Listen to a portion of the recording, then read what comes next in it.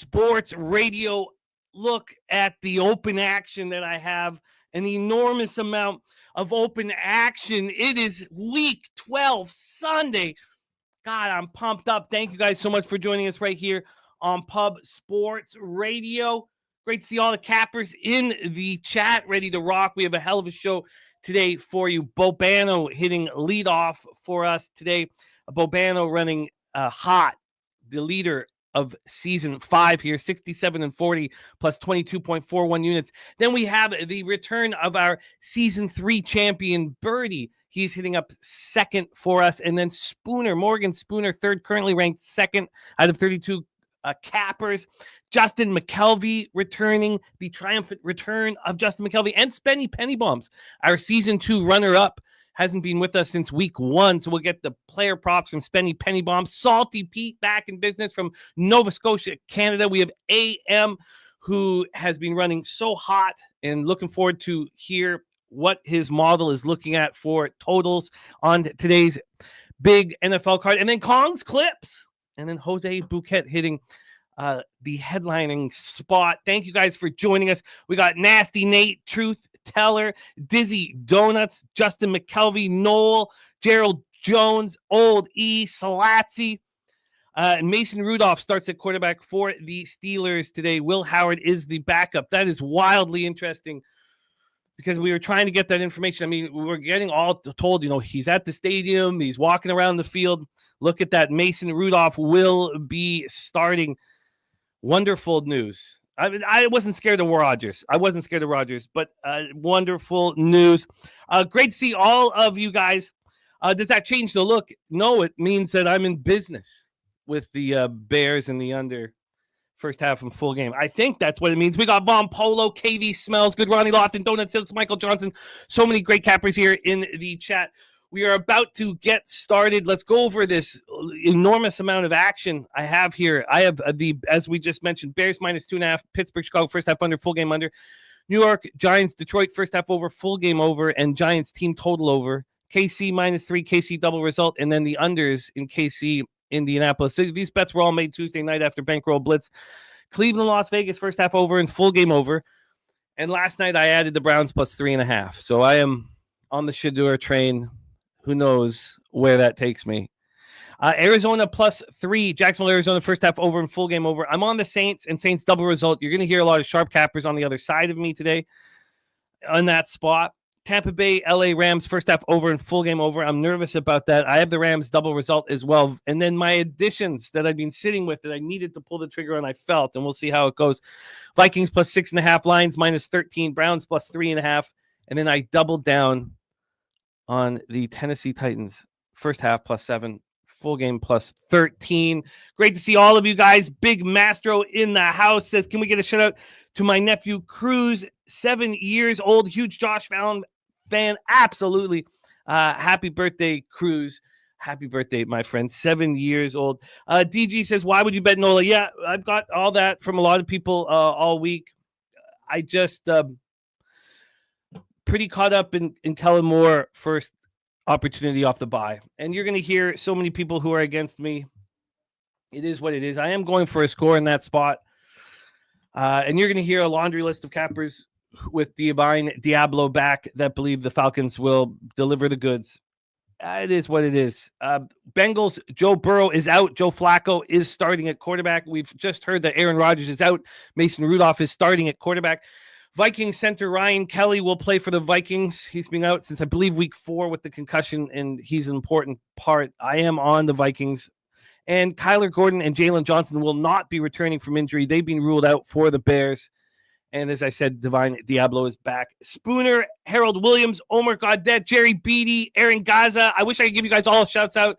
Great to see all of you guys. Let's get right to work. Bring on our first guest. He is our season 2 champion and current leader, and he's been leading since week 4. Since week 4, he's been in first place every single week.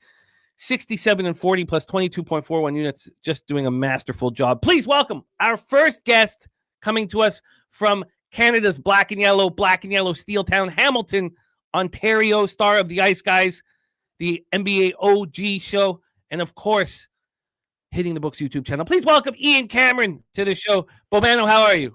I'm doing good, Jimmy. It's been, another great season. Last week was a bit of an up and down week, but overall, I mean, you can't complain. It's been great. Let's see if we can add to it. Let's get right to work. Pittsburgh Steelers at the Chicago Bears, Soldier Field, Chicago, Illinois. Fantastic weather across North America today. No issues whatsoever. This is beautiful. There was even a thought to be 10-mile-per-hour winds a couple days ago. Now 3-mile-per-hour winds in the Windy City. 50 Fahrenheit, sunny, absolutely beautiful. The injury report is the main focus of this spot and of this game. But let's touch on the line history here for this one.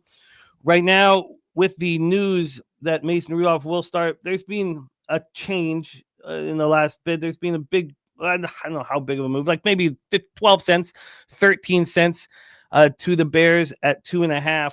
But they were a 3 earlier in the week. Now they're back to a 3 with the news that Mason Rudolph will be starting. And I am on the Chicago Bears. I'm on the Bears, as I said, off the top. I got the Bears -2.5, -115. So it's not that much different from where I got it, honestly. And the total was climbing and climbing and climbing. It got all the way up to 47 this morning, which was horrific because I'm on the unders. And now it's back to 46 and dropping. How far will it drop? We'll find out. Huge injury news for all. Aaron Rodgers, Alex Highsmith out. But Darius Slay, Cameron Hayward, and Jalen Warren are expected to be in. I don't know if that's changed here. And for the Bears, Tremaine Edmonds, TJ Edwards out. Huge losses here. Huge losses. Noah Sewell out as well. And then we've heard that Kyler Gordon and Jalen Johnson are out, which means we think Jaquan Brisker is in. Ian Cameron, take it away. This is a wild game here with lots of moving parts. It's a wild game, and actually I'm not going to have a bet on it. So I put it on the list because, I thought I might. But with the injury report, looking like it is, don't think I'm going to get involved with it in the end. I actually lean Steelers a little bit at 3 or better. Chicago, nice win last week, playing well. Don't feel totally comfortable laying 3 with them, but the more you think about it, because I don't think the Rudolph to Rodgers difference is as huge, with Rodgers being, let's be honest, pedestrian. Dink and dunk passing. He hasn't exactly been stretching the field. I don't know if the Steelers have a receiving core capable of stretching the field. So it's not like Rudolph's going to step in there and be a huge downgrade, in my opinion, from Aaron Rodgers. But at the same point in time, I think about the fact the Chicago defense might be getting a couple of their pieces in the secondary back. It looks like Johnson's, I think, still out, but Brisker might play. We'll see. We'll see about the linebacker there, TJ, if he's able to come back. But I think when you look at this situation here for Pittsburgh, the more I thought about it with Rudolph, first road start, we'll see if I want to see how he fares. Live bet maybe on Pittsburgh potentially. That's another thing too. I think I've got Pittsburgh in teasers. I don't know if I want to take him 3 by itself. So ended up passing here. No worries. That is game 1. Very interesting game, and it's on a lot of Capper's worksheets today, so we'll continue talking about it. We move on to New York Giants, Detroit Lions, Ford Field in Detroit, Michigan. Giants 2-9, 0-6 on the road. These Lions 6-4, 3-1 at Ford Field, and more injury issues clouding this one. Of course, Jackson Dart is out of the lineup. Kayvon Thibodeau, outside linebacker, is also out. So is cornerback Paulson Adebo out. Lions have similar issues in their secondary. Kirby Joseph, their safety, out. Terry and Arnold, cornerback, out. On the pass rush, Marcus Davenport out. Same with Josh Paschal, out. So a lot of issues here in this one. I did end up moving I'm already on overs in this game in a big way. And I did move on the Lions last night as well. So I've got them heavily invested in this football game. I need it to be a ton of offense here. The lookahead was 48.5. It opened up at 50. We didn't have that much movement here until about the last 36 hours. It started to move up. Now the over 51 is juiced to -115. From a point spread standpoint here, we have now a 13.5 and 14. So I did get in last night at 13. You could have got much better earlier in the week.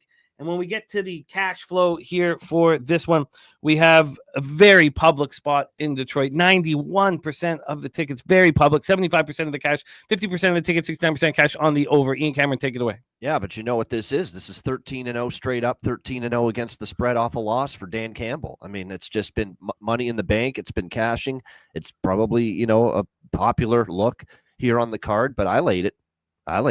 Minus 13, minus 120 with the Detroit Lions. This is a smackdown spot, in my opinion. There are injuries, yes, but the New York Giants, 1-game bump for Kafka last week. I thought they played a pretty competitive game against the Packers. Give them give them credit for that, but I don't know if that's going to sustain itself. Plus, there's way more injuries for the Giants this week taken on the road. And Detroit is, now they're back indoors, Ford Field, where this team just runs up points. And here's the thing. Here's the clincher. The Giants stink against the run. They cannot stop the run. Gibbs and Montgomery are probably going to 31st in the NFL as far as defending the run. So Detroit should be able to have a field day on the ground.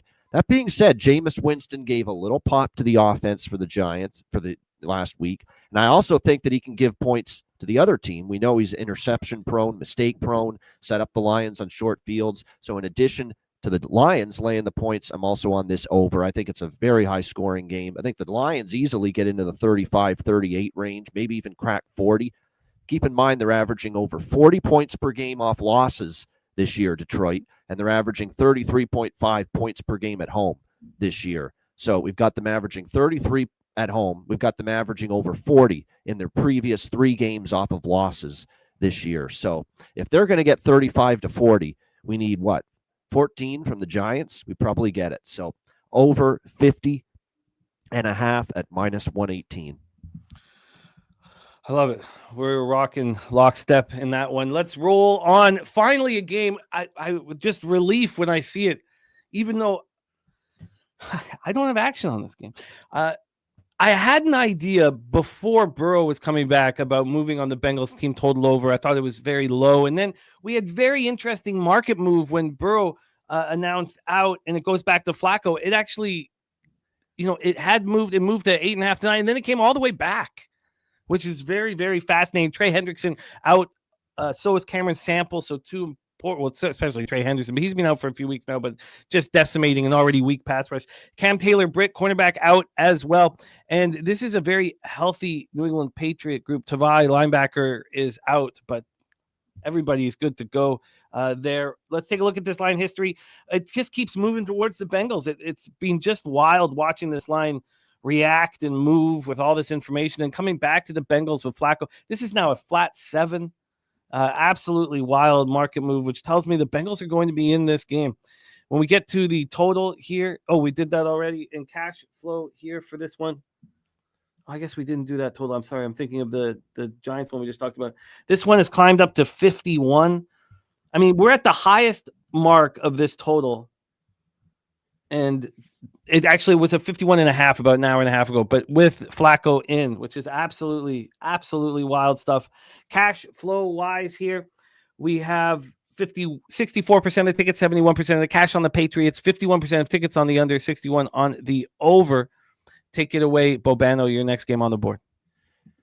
You know what? Jamar Chase is obviously not playing. It's free because of the spitting incident, which from last week. And suspended. NFL players have to stop doing that, by the way. Jalen Carter in week 1, and now we saw it with Jamar Chase last week. Like, let's grow up a little bit. Let's get a little professional. Let's have some fucking, self-respect for the opponent. You don't need to do that. But as far as this game goes, I noticed one thing: the targets for Jamar Chase from Joe Flacco, have been off the charts. Like, he has really been actively looking to get the ball to Jamar Chase. That concerns me now with him out, that where the hell is he going to go to now with the football consistently, because he just threw it so often to Jamar Chase. So I worry about that for the Cincinnati offense, and because the Cincinnati offense is going to have to do something here if they're going to stay inside this number, because the defense is just a mess. They continue to just hemorrhage points, hemorrhage big plays every single week, and I'm not so sure that's going to change here this week against the New England Patriots here in this game. New England obviously playing some very solid football entering this game. I know this is going to be the square side, Jimmy, but -7, -115 for me with New England. I just don't think this Cincinnati Bengals team, with the loss of Chase, is significant because of just how much Flacco was looking for him in the passing game. I was debating, do I go Patriots -7 or Patriots team total over? The Patriots team total over is above the key number of 28. And the one thing we've seen with Vrabel when he has a lead, burn the clock, run it out, get the game over with. And even the game against Tennessee where they scored, 31 points, they had a defensive touchdown in that game as well. So, I think I'm worried they maybe get to 28 and win like a 28-17 type of game where they cover the 7. They don't hit the team total. So went back and forth, Pat's spread or Pat's team total. I ultimately decided to go with Patriots -7, -115. Very quickly, Steve Miller says, what about Patriots double result? Was that something that you were thinking about? I worry about a little bit of a slow start in this spot for some reason because of the Patriots have had. So I don't mind it. It's certainly I wouldn't talk anyone out of it. But for this one, I just went -7, -115. I get that feeling they might have a little bit of a sluggish first quarter and then just get better and stronger as the game goes on. I love it. Bobano, let's roll on to the next spot on the board for you. Seattle Seahawks 7-3, 4-1 on the road. Tennessee Titans 1-9, 0-5 at home. We're at Nissan Stadium, Nashville, Tennessee. Gorgeous weather, 60 Fahrenheit, sunny, 1 mile per hour winds. This total look ahead was 42.5, and it climbed up to 43.5 before lowering down to 41.5 before the games took place. Then it reemerges on Sunday night, Monday morning at 41, dropped down to 40.5. We're back at 41 and is juiced to the over in this one. I spent a lot of time on this, and I wasn't trying to force anything. I was just interested in the total, and I spent a lot of time. I'm not on the total, but it did lead me towards the Tennessee Titans. And not only did I, put a unit on the full game, put a unit on the first half too. I think there's just too many points for the Titans at home. +7 and +13. We get to the and both the injury report is not Torrey Horton is out, the rookie wide receiver for the Seahawks. Tyrese Knight out at linebacker. Ernest Jones is expected to be good to go. That knee's been barking for a little while. Xavier Woods, safety out for the Tennessee Titans. Cash-wise here, 85% of the tickets, 78% of cash on the Seahawks, 63% of tickets on the under, 60% of cash on the under. Take it away, Ian. I'm all ears, my man.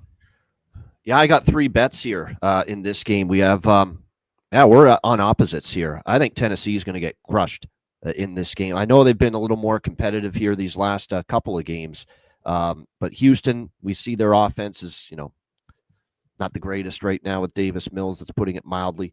We see the week before against the Chargers with a banged-up offensive line that the Chargers had going into that game. I think the offense right now, when you look at the Tennessee offense, I don't know how they're going to move the football against Seattle. I don't see improvement with Cam Ward. I didn't see much improvement last week. They can't run the football. Seattle's got an elite defense. And Seattle's defense, I was actually impressed with it in the loss last week to the Rams because they did everything in their power to keep them in the game despite Sam Darnold having a 4-interception performance in that game. I came away, wow, Seahawks defense balled out, did everything they could to give their team a chance in a day where their quarterback and their offense was struggling.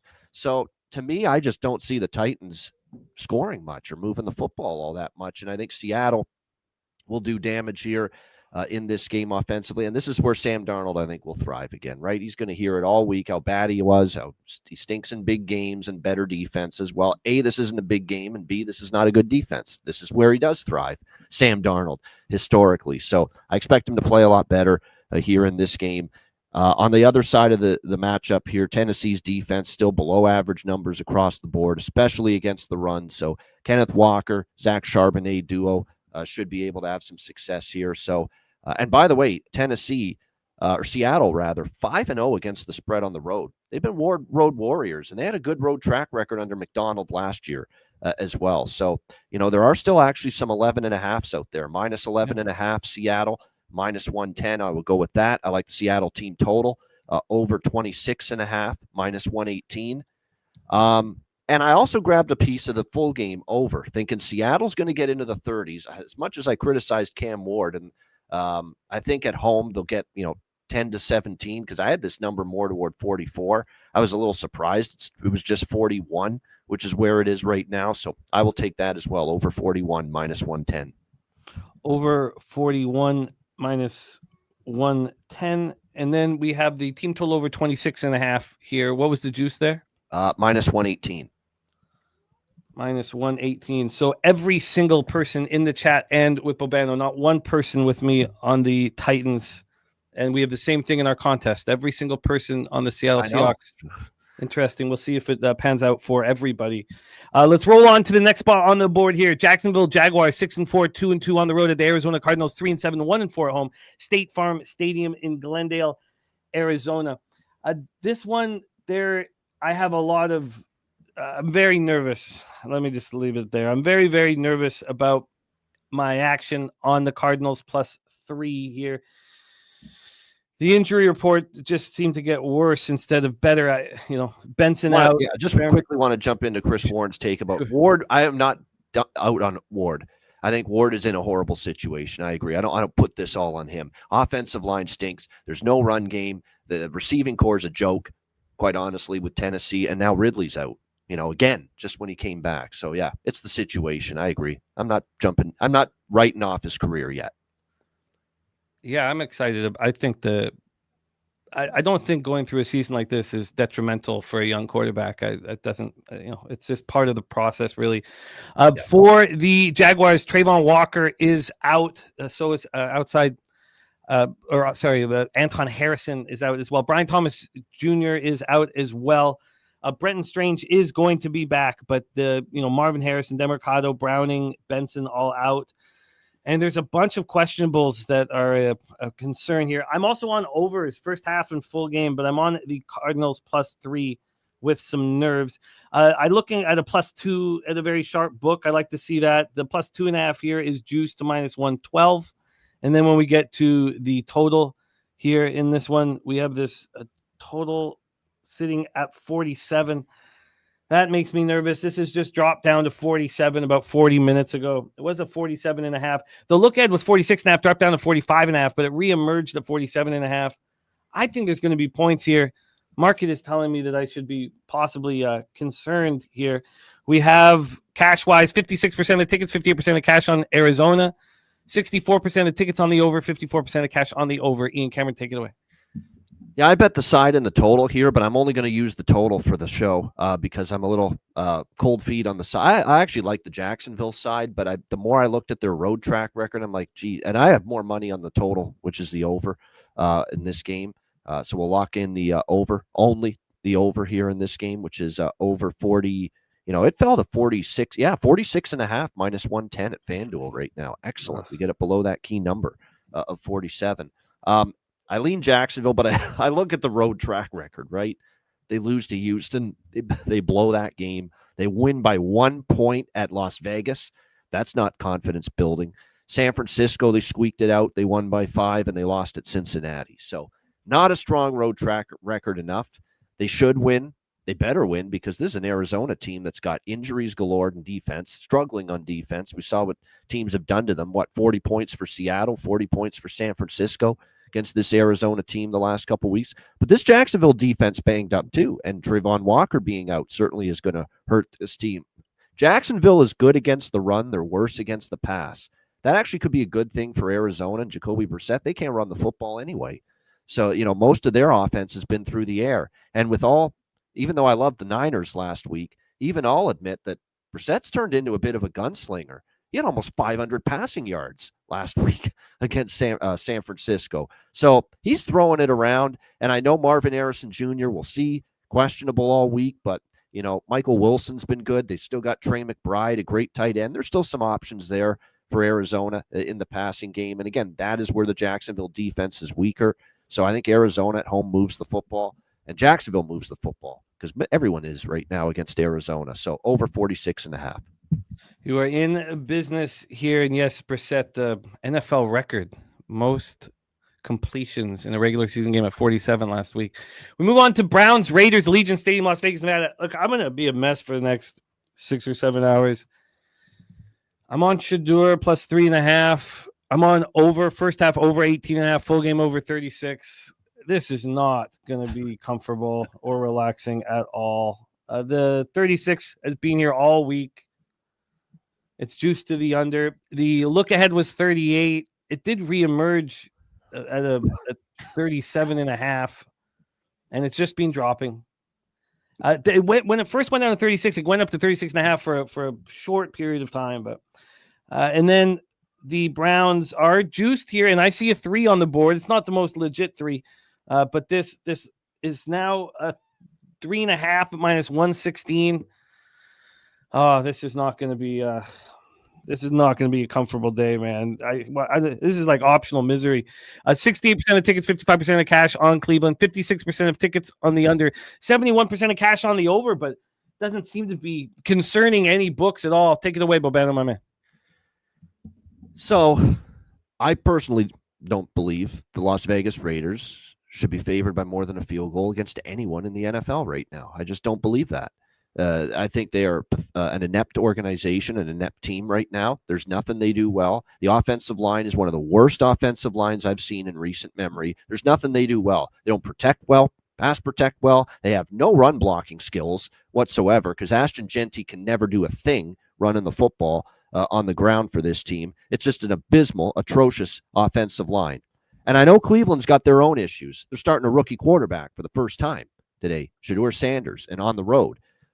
That's a problem, obviously. That's a concern. It's not a very good football team anyway. They give up special teams touchdowns like they did to the Jets a couple weeks ago. But the defense can still battle. Defense has been worse on the road. This has been a problem with Stefanski's team over the years. They play good defense at home, and they struggle a lot more on the road. But I have to believe that front seven with Garrett leading the charge, they could maul that Raiders offensive line because that's how bad it is. Geno does no protection. There's nobody that scares you in the receiving core. It's mostly a weaker, receiver group, and of course the tight ends. That's about all they have, Mayer and Bowers. And I think Smith is going to be under all kinds of pressure in this game from Garrett and company up front. And the Browns defense, despite their road issues, I think they can play good here for one game against this Las Vegas offensive line because it's just so freaking terrible. That's why. And then, like I said, on the defensive side, the Raiders have been okay at times, but I wouldn't be surprised if to me, there's not a big drop-off right now. It's impossible to really say, is there a big gap between Gabriel and Sanders right now? And Sanders was rough against Baltimore, but it's not Baltimore now. Okay, this is Las Vegas, and I think if he has a full week of practice, which he has, it can only help going into this first start. So this is just I don't think the Raiders have any business laying more than a field goal against anybody in this league right now. And I'm on Cleveland +3.5, -114. What do you think of my over 36? We got to be tight. I'm a little running behind, but what do you think of that over? I don't think it's crazy because Cleveland games, the scoring suppresses at home and the scoring goes up on the road with their games. It's crazy how it's worked that way, but there's only one road game for the Browns this year that has had fewer than 36 points, and that was when they went to Pittsburgh. And I think that was Gabriel, and that was them coming off a trip to Europe, if I'm not mistaken, as well in that game. All their other road games have gotten at least into the 40s, so I don't think it's the worst look. And you could always get defensive touchdowns, and both Geno and Shedeur in his first start might be capable of cheap defensive touchdowns here. Yeah, it's just going to be a rough. I just feel the knots in my back with all this questionable action for me here. Oh, it'll be a shit show, trust me. Oh, 8:20 p.m. Eastern, Sunday night football, the final spot on Bobano's board before we welcome Birdie back to the show. Birdie, our season 3 champion. Bobano, our season 2 champion. Buccaneers at Los Angeles Rams, SoFi Stadium in Inglewood, California. Chris Godwin will be back, first time since October 5th. That's going to help Baker very much. Bucky out, Hassan Reddick out, Bredesen, cornerback out, Jamal Dean also out. And the Rams have, just been healthy all year. And for somebody with a ton of futures on them from the beginning of the year, I don't even want to talk about it because you know how fast that can change here. We have the Rams -7 and -115. I'm on the Rams double result. I'm also on overs in this game, and I'm a little nervous about those. This is probably the most overs I've had on a card all year or maybe ever. We have a 49.5. The look at is 49.5. It's just been sitting at 49.5. Feels like that's probably a very sharp number. And when we get to the cash flow here, we have 62% of the tickets, 78% of cash on the Rams, 56% of tickets on the over, 65% cash on the under. Ian Cameron, take it away. Yeah, as far as this game goes, God, I hate to step in front of the Rams, but I'm doing it tonight. I think after that was I started thinking about it when I saw McVay jumping around like a school kid after that big win last week against Seattle and the speech in the locker room. And now you're laying 7.5 even in some spots here with the Rams. And the Rams are rolling, and maybe they just, and Tampa Bay still got tons of issues on defense, which we saw last week against Buffalo and some injuries there, but they do get Chris Godwin back. He's going to play on some limitations tonight in this game, but they will get him back, so that helps the receiving core and should strengthen it, although they've gotten a bunch of guys stepping up late for the Bucs, which you got to give them credit for. Obviously Ibuka's been incredible. Tez Johnson's come out of nowhere and been so impactful for this team with Evans and Godwin out. So, like I said, I just feel for the Rams here, a huge divisional win like that. You're laying 7, and now you got a Bucs team that's going into LA off back-to-back losses now. So, focus should be there for the Buccaneers in this spot. And it's a big number. And with Baker, he's always good enough in a lot of instances to keep his team in games. And I think he can do that here against the LA Rams. So I'll take Tampa here plus 7.5, minus 105. And I'm also with you on this over 49, minus 106. I think, the Bucs showed last week this defense has issues, and probably the Rams, if they cover, the game probably does go over the total, because it means Stafford, Nakua, and this offense are going to go off against a Bucs team that just gave up 44 points last week to the Buffalo Bills. So I like the over as well. And the over 49.5 minus 106? 49. 49 it is. Yeah, minus 106. Yep. Okay, you got flat 49 minus 106. And Bucks plus 7.5. Pro line plus, baby. And also Bucks plus 7.5 minus 105. We also have Bobano on Browns plus 3.5 minus 114. The over 46.5 minus 110. Seahawks minus 11.5. And Seahawks team total over. And the over 41 in Seahawks. Titans is on the Patriots minus 7. The Lions minus 13. And the over 50.5 in New York Giants, Detroit Lions. And we have stayed off Pittsburgh, Chicago. And we have a lot of cappers expecting to talk about that game. So interesting to see how everybody handles that. Bobano, spectacular work. We have Hitting the Books YouTube channel, the NBA OG show, and the Ice Guys, all with heavy weeks coming up. Tell us a little bit about the week to come. Ian, pop your X handle here in the chat. Yeah, just, it's Thanksgiving week, feast week, but shows roll on. College football, Hitting the Books with Connor Mack, Monday. 1 p.m. Eastern, 10 a.m. Pacific. We'll have college basketball show on Tuesday. Members-only shows on the Hitting the Books YouTube channel, Wednesdays and Fridays, 5 p.m. Eastern, 2 p.m. Pacific. The Ice Guys every day of the week, of course. And the NBA OG Crew betting show with me, Dutch Ski, and Wham, Monday to Friday, 4 p.m. Eastern, 1 p.m. Pacific. Everybody have a great Sunday. It's been a great season for a lot of us. Let's keep it rolling. Let's make some money. Let's have a big Sunday. Thanks to everyone in the chat. Hit the like button. Jimmy, you too. Good luck. Keep your great season going, and we'll talk to you again Thursday. I love it. There he is, Ian Cameron in the house. Pipe layer, we'll get that fixed right away. If you want, you can email me at jimmythebag@hotmail.com or email pubsportsradio@gmail.com. Or if you're on X, just hit me on X. But I will take care of that. So just either of those things, and we'll take care of that today, get you locked in, and we're excited to have you in the Discord with us. We have just seen our Season 2 champion and current leader, Ian Cameron. Now we get our Season 3 champion. I love capping with him, and we've only had 1 week with him, week 4, and I love the way he cooks, man, and excited to have him back. Please welcome our guy, Birdie, in the house. Birdie, what's happening, man? Great to see you back in action. Thank you. Good to see you. Glad to be back. Ready to give out some picks. Hope everything's going well for everybody. You and Troy are killing it. I love seeing it. Let's get going here, James. Let's go, my friend here. Steelers, Bears. We've already set this one up. And what are you doing with the quarterback change? I'm going over. Chicago lost 3 linebackers this week. Both these teams' profile is overs for me. They're over teams. I think Pittsburgh still gets a little value because they're perceived as a defensive team, which they haven't been. It's like probably for a year and a half now. I think we're going to see points in this game. I don't really think it's a downgrade to Mason Rudolph. I mean, Mason, all he's done in Pittsburgh when he's had an opportunity to start is win. So I'm happy taking the over 46 here. I think we're probably about 3.5 points shy here. Over 46 at minus 108 available right now, which takes us into Colts Chiefs. Excited to talk about this game. Arrowhead Stadium in Kansas City, Missouri, 52 Fahrenheit, sunny, 3-mile-per-hour winds. We have yet to set this one up, so it's great that Birdie is here to discuss the spot. I did move on unders here, as well as I'm heavily invested in this game. I have the Chiefs minus 3 at minus 112, Chiefs double result at plus 145, and the first half under 25.5. in the first half, or full game under 50.5. I'm looking at 49.5 now, so that's nice.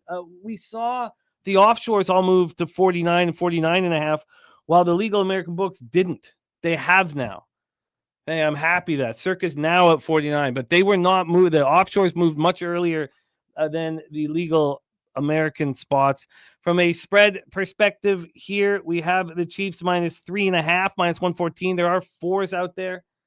I like to see that. I'm thankful for that. I'm still nervous about this spot here. And then cash flow wise, we have 56% of the tickets, 63% of the cash on the Chiefs, 53% of tickets on the under, 59% of cash on the under. Birdie, I cannot wait to hear your breakdown. Take it away.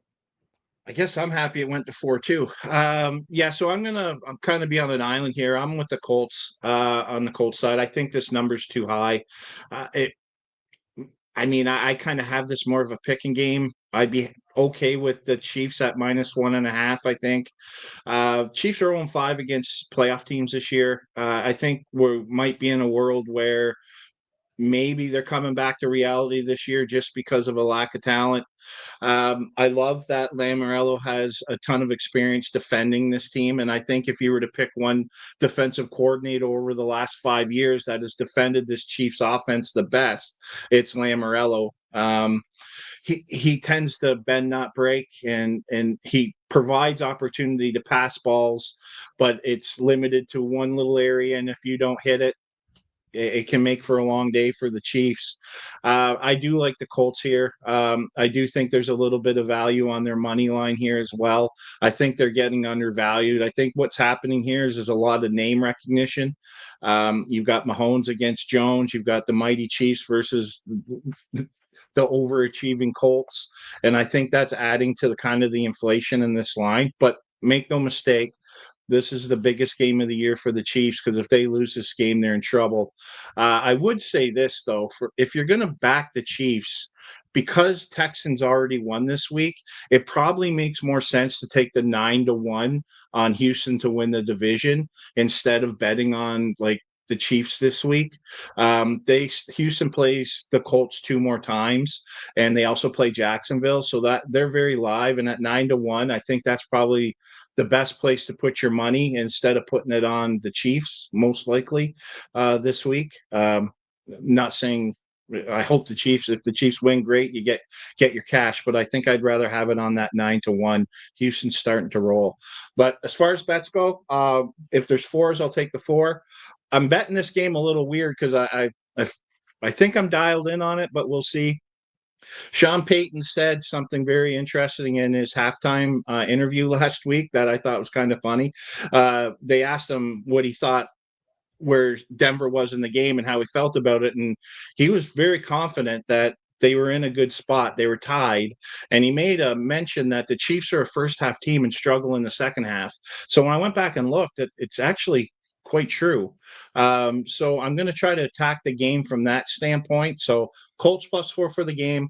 I'm going to take the Chiefs first quarter money line on the 3-way at +130, and something I haven't done before.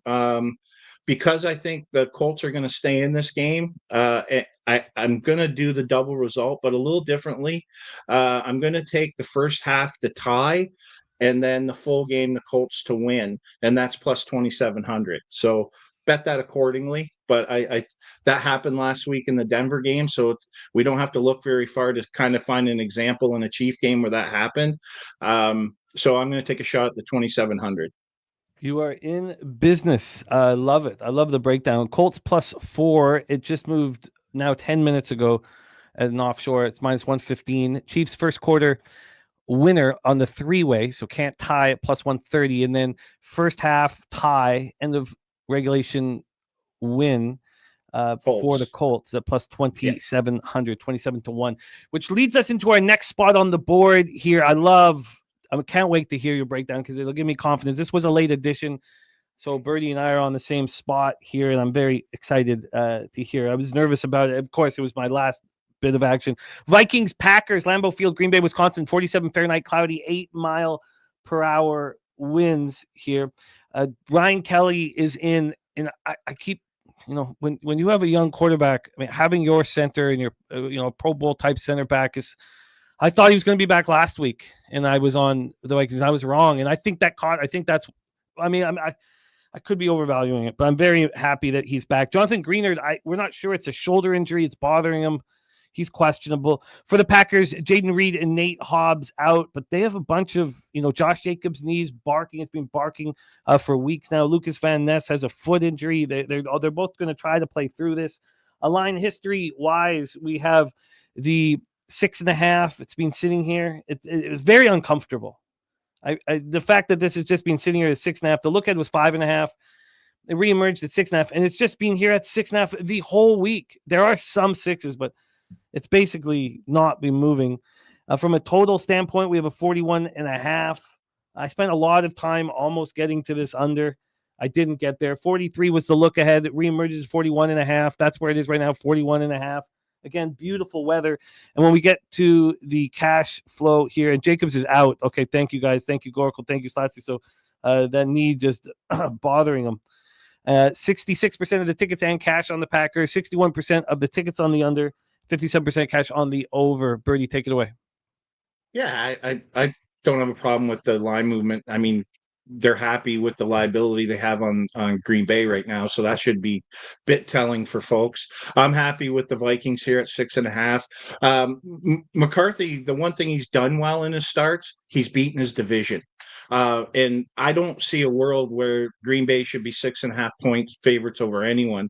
I mean, they've played one solid game against the Lions in week 1 with a new offensive coordinator, new defensive coordinator.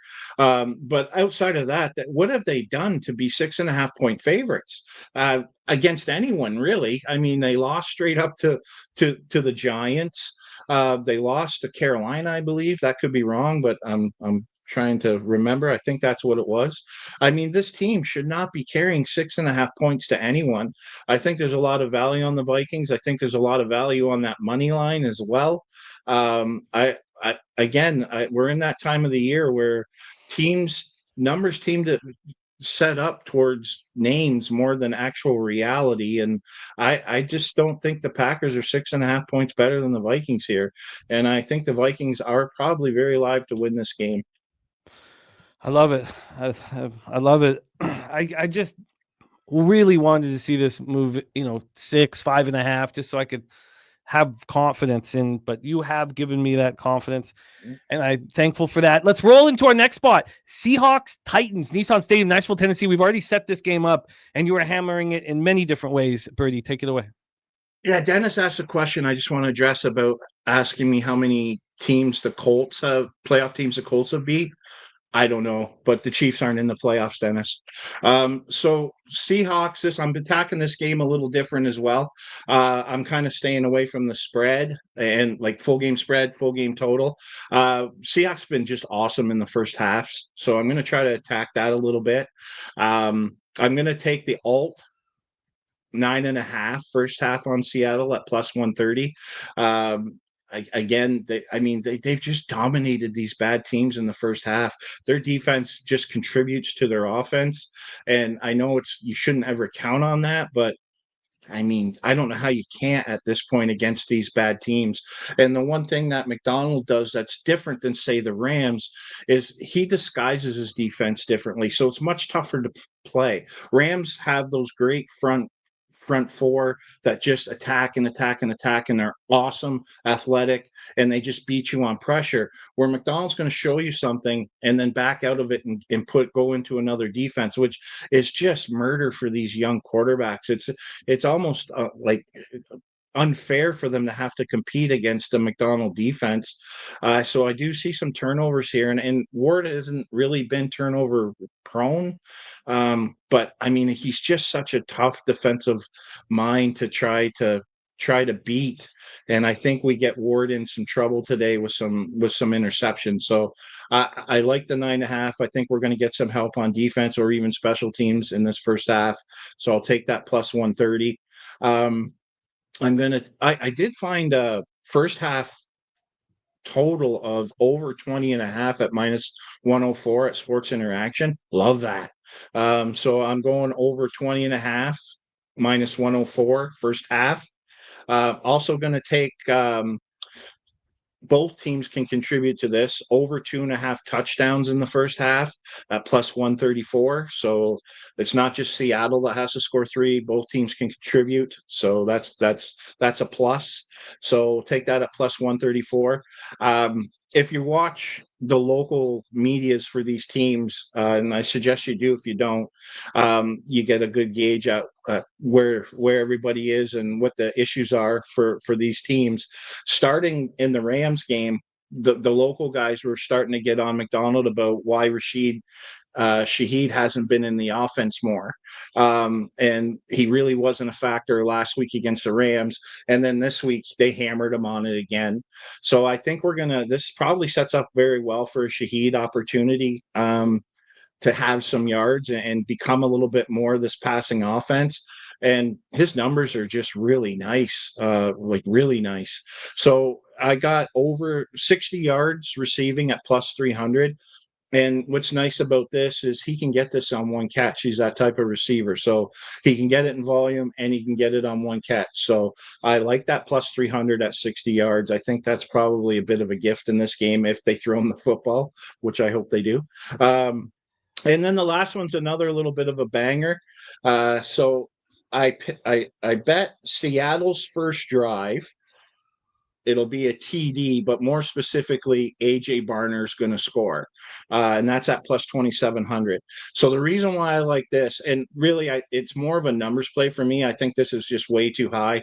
If you look at JSN and you look at Walker, they're around that plus 10 to plus 11 range. Why Barner has why this number is just wrong is because he's the tush push guy. So if they get down to the goal line, he's going to be behind center and he's going to have an opportunity to score behind center and he can catch the pass. So this is more of a value play for me. I mean, obviously it's going to be like a dart throw to get it, but because this number to me is way too high, there's just too much value here not to put a little bit on it.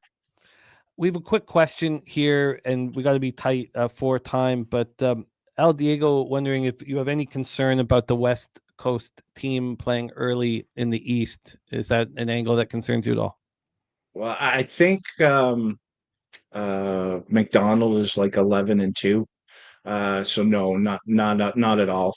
Seattle's just they dominate in this situation. There's no issue traveling west to east for them whatsoever. I love it. So we have Seahawks first half outline minus 9.5 plus 130. Seahawks Titans first half total over 20.5 minus 104.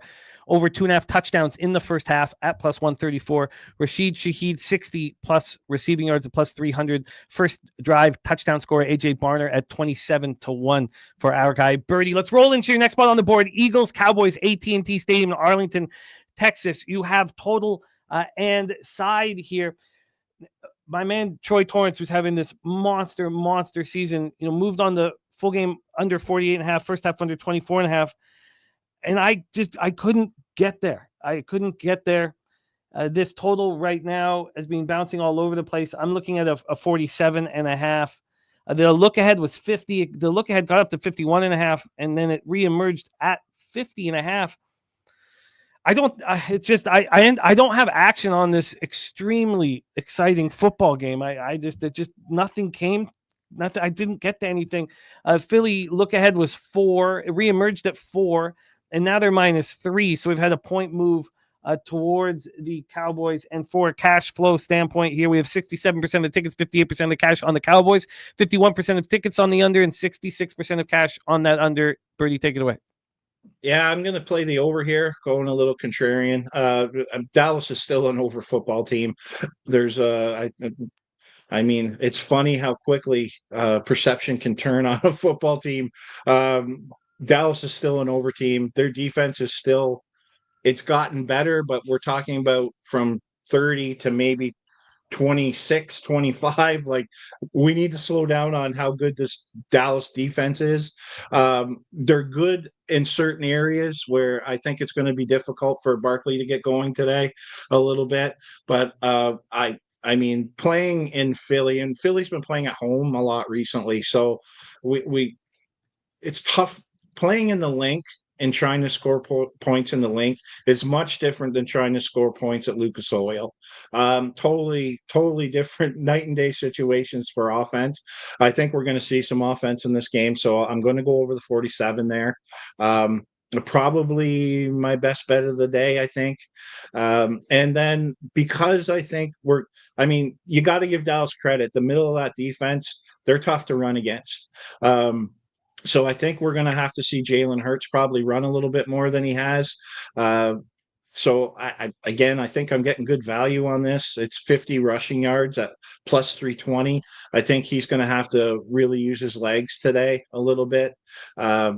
Because they are probably going to have to be a little bit one-dimensional, and he's probably going to have to be their run game, which is fine with me. And at plus 320 at 50 yards, I'm a little worried about the kneel down situation because I do think Philly takes care of business in this game. I haven't seen many people on that I follow on podcasts that tell other people what to bet. There isn't a whole ton of people telling people to bet Philly. And my numbers say Philly are a solid play here. So, personally, I might have some Philly in the accounts, but I do think Philly takes care of business here. I cannot wait to watch the football game. I just shockingly have nothing on it at this point. Birdie on the over 47 minus 110. Hurts 50 plus rushing yards plus 320. Final spot on the board. Panthers, Niners, our Monday nighter. We're not going to do the full setup for this. Birdie, the only one discussing this one. I'm very thankful that he is. I don't have. God, sorry. I should have had this line set up here. Quickly get this up. So we have the 7, it's a pretty strong 7. We see 7.5 have emerged for the Niners. Opened up the look ahead was 6. It reemerged at 6.5. So now we have a 7 juice towards the 49ers. From a total standpoint here, we are dealing with a 50. This one has climbed. Look ahead was 45, reemerged to 47. Now we're all the way up to a 50. I think this is going too far now at this point. And then I'll bring up the cash in a second. But Birdie, take it away. So I am going to play the under 50 here. Not something I'm comfortable with. 3 weeks ago, I wrote down don't bet an under in a 49ers game, and here I go again. It's just a little bit different situation, I think. Last week, Arizona had no running game, so it kind of and they still passed the ball at will against the 49ers, who really only had to defend the pass. It was fortunate for the Niners that when they got down into that red zone, the field got shorter. They were able to defend and not let Arizona score, which was ideal. But from a yards perspective, my goodness, the Cardinals just did whatever they wanted to in the passing game. And the fact that they had no running game, we just don't know what they could have done if they had a competent running back. But the Carolina does have a competent running back here. I think we're probably going to see a lot of running in this game from Carolina. I don't think they're interested in getting in shootouts if they can help it. They may have to in this game because that 49ers offense is pretty good, and that's why it's scary betting an under in a 49ers game. But Arizona's defense last week was also decimated, and I'm thinking Carolina might be able to get a few stops in this game. That's my hope anyway, to limit the scoring. It's not one I'm overly confident in, but it's one I have to play. But I do like Carolina plus 7.5, and I also think they're live to win this game. They're going to be able to run the ball. I think they're going to be able to pass the ball, and where that's going to really come into play in this game from an advantage standpoint is in the red zone for them, because the 49ers are going to have to be able to defend the run and the pass. And I think it's going to be a pretty decent advantage offense, Carolina's offense versus that 49ers defense today. So I like Carolina plus 7.5. And if it was me, I'd have a little bit on that Carolina money line as well. Birdie, it is so great to have you back and hear you cook, man, because this is your sport. You are very sharp. I'm going to pop Birdie's X handle here in the chat. Hit that link and support our friend Birdie, cat with our friend Birdie. I think that under 50, I find it very enticing. I understand the optics on the other side. But the under 50 on Monday night in Carolina plus 7.5. He's on Jalen Hurts 50 plus rush yards plus 320 in Philly Dallas over 47. He's on Seattle's first drive touchdown scorer AJ Barner at 27-1. We have our guy Spenny also liking the AJ Barner anytime touchdown. Rashid Shaheed 60 plus receiving at plus 300 to over 2.5 touchdowns in the first half at plus 134. Alternate first half total over 20.5 minus 104, and the first half alternate line minus 9.5 for the Seahawks at plus 130. Vikings plus 6.5 minus 110. Colts plus 4 minus 115. Chiefs first quarter winner on the three-way plus 130, and first half tie full game Colts at 27-1, and then Steelers Bears over 46 at minus 108. Birdie, great to have you back. Thank you for rocking with us, man. I'm starting to get really, I'm starting to get over how nervous I am about some of my action, getting excited about what we're about to see here in an hour and 2 minutes. Birdie, thank you for rocking with us. Any last words for the Cappers supporting the show? Bet that Houston division bets in. It's not going to be 9-1 much longer. It's a gift. Let's get ignited. I love it. There he is, Birdie in the house. We roll on to our next guest, currently ranked second out of 32 Cappers here, 21-12 plus 7.48 units. He was with us last week. He went 3-1 plus 1.85 units. He was with us in week 10. He went 3-2 plus 0.85 units. He has been with us for 7 shows, and 5 of them have been in the black. And the one of those that wasn't was just minus 0.25 units. He's seeing the board clearly across all sports. And he is also second right now in our Cappers contest behind MMA Mad Hatter. Shout out to MMA Mad Hatter, delivering the goods. What a monster he is. Please welcome our friend, Mr. Morgan Spooner, to the show. Spoondog, what's happening, man? How are you? What's up, Jimmy? I'm doing well, coming off a good day in college basketball. Very excited about this Sunday action. I've just been kind of itching in my seat since like Tuesday. Like, is it Sunday yet? Is it Sunday yet? Is it 1 o'clock? I could have gone for a 9 o'clock game this week if we were ever going to get one. I was anxious. Spoon has put all his action out on X here. I don't retweet it before the show starts because I want people to come here and see Spooner's action, but I'll retweet it now because I want everybody in the Twitterverse to understand, to know what he's on, because he's running so hot. Take it away, Spooner. We start with Steelers, Bears, Soldier Field, Chicago, Illinois. Mason Rudolph will be starting for the Steelers. Take it away. Yeah, this is a fun matchup. Quarterback in question for the Steelers all week. Kind of makes me think the books knew about Rodgers probably not taking the start, just judging how the line opened up, where it's set, and how it's kind of reacted to the late news. I think this is a good spot for the Bears. Not a huge Bears fan, but I think there's just so many different ways to get to the Steelers here. And at this point, you can't really buy low on the Bears. This team has a very nice looking record on paper. I think most people would tell you it's fraudulent. They have wins versus Cincinnati, New York, Baltimore beat them up really badly. Washington, New Orleans, a lot of these wins don't mean a lot to a lot of people. And I think it's really easy to discredit that. You look at the Steelers, and it's just one of those teams that every year finds a way to be 500 or better. And this is a tough defense for the Bears to have to go up against, but I still think this is a good opportunity to get a little bit of cash with the Bears here. I went back and forth on this a little bit during the week. Looking at the market in this game kind of pushed me over the edge. You have Pittsburgh sitting there with 74% of the cash, and it tells me absolutely nobody believes in this Bears team. And I think that's easy. Like, we look back, it's not just 5 years, 10 years, it's 20 years of this Bears team just being absolutely terrible, and this Steelers team finding a way. So why wouldn't they do it in a game like this? Real nice short spread. I'm on the Bears, -2, -120. I wanted to get rid of that -0.5. I could very easily see this being a close, low-scoring game throughout it. I don't think you're going to see a ton of pace. Either team really break it open. So I think those points at the end could come into play, but Bears -2 for me. Bears -2 at -120. Saturated says bear down. I'm on it with you, Spoondog, which takes us into Colts, Chiefs, Arrowhead Stadium in Kansas City, Missouri. We just heard our guy Birdie on the other side. Talk to us about your spot here. Yeah, it made me a little uncomfortable. I know Birdie's really sharp NFL capper, but this was one of the spots I was looking at before I made any bets that I really wanted to get on. I know a lot of people lost money with Kansas City last week, and that's just always an immediate, I don't want to go back to it with that team.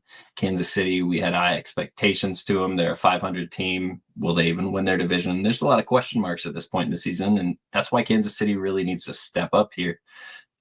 This Indianapolis Colts team has played well all year. Look at this record. It's outstanding. But who are these wins against? We're talking wins against Miami, Tennessee, Las Vegas, Arizona. The Chargers win. We were on that, Jimmy. That was so exciting. Tennessee again, Atlanta in overtime. They lost to Pittsburgh. I just think this Colts team is fraudulent. I'd love to see Daniel Jones go out there and be successful. I'm a Giants fan my entire life. Watching him get drafted into that team, I was really confused immediately. But I think there's a lot of good things he offers. But at this point in the season, we're not talking about just like we're coming off one win and we're a little overvalued off this. This Colts team has built so many wins off just terrible teams, and it's built up the value of where they're at. I think this is a wonderful opportunity to fade them. Barely getting out of there versus Atlanta, that with a win last time before the bye week coming out. I think it's easy to make a case to get on the Colts. I expected them to be a little more public than what they are right now. 58% of the cash currently on the Kansas City Chiefs, 67% of the tickets. Actually, I reversed those numbers, but it's the public doesn't bother me here. I think this is a really good Kansas City spot. This team really needs to come through, get a win. I think this Colts team is just a little bit fraudulent. They haven't shown it to me versus good teams on the road.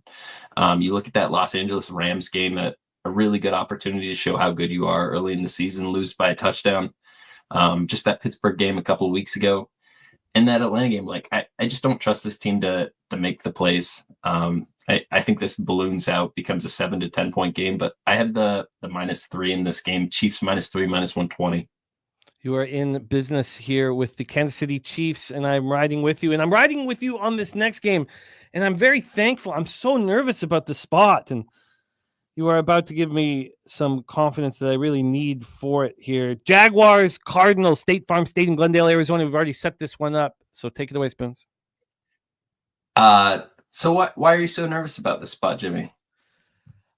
I don't trust the Cardinals at all. I'm fading the Jaguars.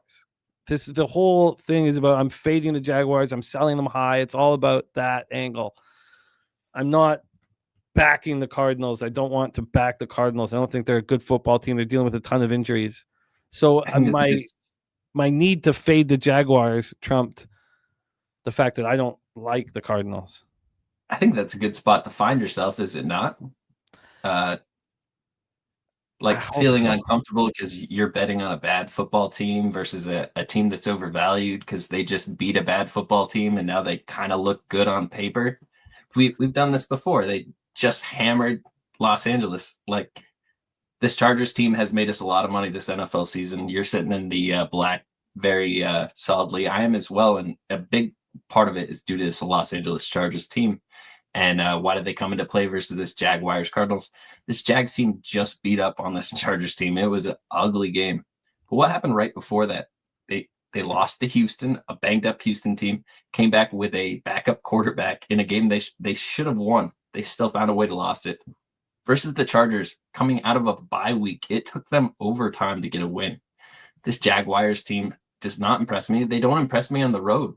What have they done away from home? This team is below 500, 2-3. There's so many reasons that I just can't get there with the Jaguars side of this. I get a little bit of the why you might be uncomfortable in the market. 57% of the tickets, 59% of the cash on Arizona. You'd like to see that on the Jacksonville side, but for a good portion of the week at the sharper books, if you look at their specific splits, they're getting that cash from that side. A little bit of a head scratcher when you look at where the public money is coming in versus where the sharp money is coming in. But I think this sets up well for us. I'm on the Arizona Cardinals plus 2.5. I think you're sitting there with a similar number. I wanted the 3. I was looking at paying for it, but overall, I think we're sitting at a good spot to really sell this Jaguars team pretty high in the market. That's an important thing to do in this NFL. Like, just fade what we just saw. And they looked really good versus that Los Angeles Chargers team. And it's really hard, like you mentioned, to get there with the Cardinals. There's so many question marks. Best wide receiver banged up, quarterback banged up. What are you really going to get out of this team? But they're playing at home, coming off 2 losses. This number is under 3 for a reason. The books know they're going to show up here. I think this is a good buy low spot on the Cardinals. I'm happy to be on the same side of you. I don't think you should be too nervous. Well, makes me feel better, Spooner. Great breakdown. I like it. I did get the 3. I paid minus 117 on Tuesday night, or a little after midnight Wednesday morning. But I love it, Spoons. Let's roll into Eagles Cowboys, AT&T Stadium, Arlington, Texas. We've already set this one up. Spoons, take it away. Cowboys Eagles, great NFC East matchup. Always get good divisional matchups between the NFC East. I like watching these games. But right now, I think these teams are in very different spots in their organizations. I think the Eagles are a team that people have been surrounding with question marks all season about what can their offense really do, this, that. But we saw it in the opening week. The Eagles played the Cowboys. This was a 4-point loss for the Cowboys. I think this number is set heavily around that opening week. I think if you took that data point out and you tried to set this number, we'd be looking at something that it is higher than this. And I think it's also lower because Dallas looked really good last week on national TV. Everybody saw it. It's so easy to watch a game on Monday Night Football, Sunday Night Football, and just take information away from that. But that wasn't the only game that was played last week, and they bank on you knowing that. These teams that come off the standalone games where so much of the public is watching them often get overvalued. And I think this is a situation where the Cowboys are overvalued, and I don't think it ends just here. I think the Cowboys are going to look bad today versus the Eagles. I think the Eagles are going to walk in there, run them out. I think this game ends north of 10 points. Eagles -3, -110 is the bet I have. I'm going to also walk into Thursday Night Football with a Eagles or with another ticket as well. I don't have the bet here in front of me. I just think this sets up really well. I think the Cowboys are a team that as soon as anybody starts to just get a little bit of trust with them, especially this season with this defense, people talking about them being able to stop the run. I think that's just a hilarious statement. I think the Eagles are going to dog walk them today. I think this is a fun one. And the spot you were talking about, I believe, is you are backing the Chiefs next Thursday against the Cowboys because you think the line will be worse. Yeah, I was trying to pull up the number. I had just bet it, but I have so much action today trying to find it. Is not going to be it. No worries. We'll roll on to the final spot on the board for you, Spoons. This one, of course, going to make me very nervous. It's not just going to make me nervous. Todd Clinton here, loving the Saints. We're at the Caesars Superdome in New Orleans, Louisiana. Divine Diablo is back for the Falcons here. Saints coming off the bye. I did romanticize the situation a little, maybe too much here with them being so excited to get back to the facility with Shuck and Kellen Moore. We do see some 1.5s. I'm looking at the -2 here. The look ahead was with Penix at quarterback. Now, of course, it's Cousins. So this, was available at -2. They found out about Cousins, and it just was immediately moving towards the Falcons, who are now a +2. The look ahead was 3.5 on the other side. So a 5.5 point move from Penix to Cousins. Cousins does not look good. We don't have time to set this whole thing up here, but take it away for us, please, Spooner, my man. Yeah, Saints and Falcons. This is a really terrible game between two bad games. It's easy to just kind of go past this on this chart when you're looking at games that you might be interested for the week. And then you look at the Saints team coming off a win, then they head to the bye, facing an opponent they can really get a win against. The Falcons have a backup quarterback missing some key components from this team. This seems like a really good chance for the Saints to get on the board. And I started looking at it and started looking into the market in this situation. And you see New Orleans with the majority of the tickets, the majority of the cash early in the week. It's now sitting there at 56% of the tickets, 58% of the cash. And it makes sense to me that you would get on the Saints here. You're buying them high. This is a 3-win team that just had a win in their last game. They have a bye week. What better setup could you want with another terrible opponent coming in? But what is this Falcons team doing recently? They lost their quarterback. They pushed the last 2 games into overtime versus the Indianapolis Colts versus the Carolina Panthers. This team has lost 5 straight games. There's no possible chance to be really buying high on them, but they've shown us they haven't quit. They're continuing to play football, and they just lost their quarterback. And it's a really difficult situation to find yourself as a team that only has a few wins on the season, just sitting there with 3. You're coming in the home stretch. It's so easy to give up.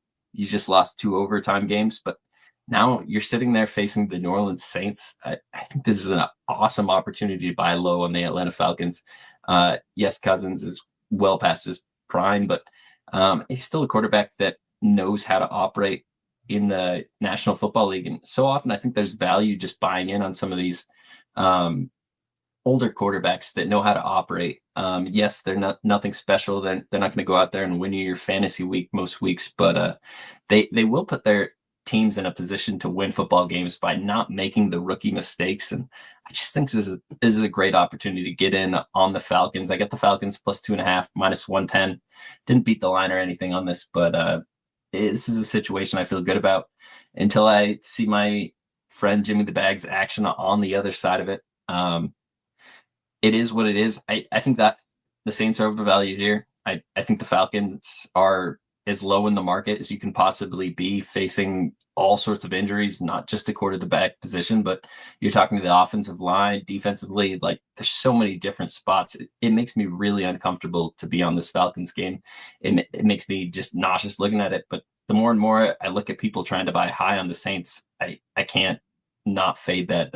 That's what I'm trying to do here with my NFL action. It's been successful so far, and that's what I want to do right here.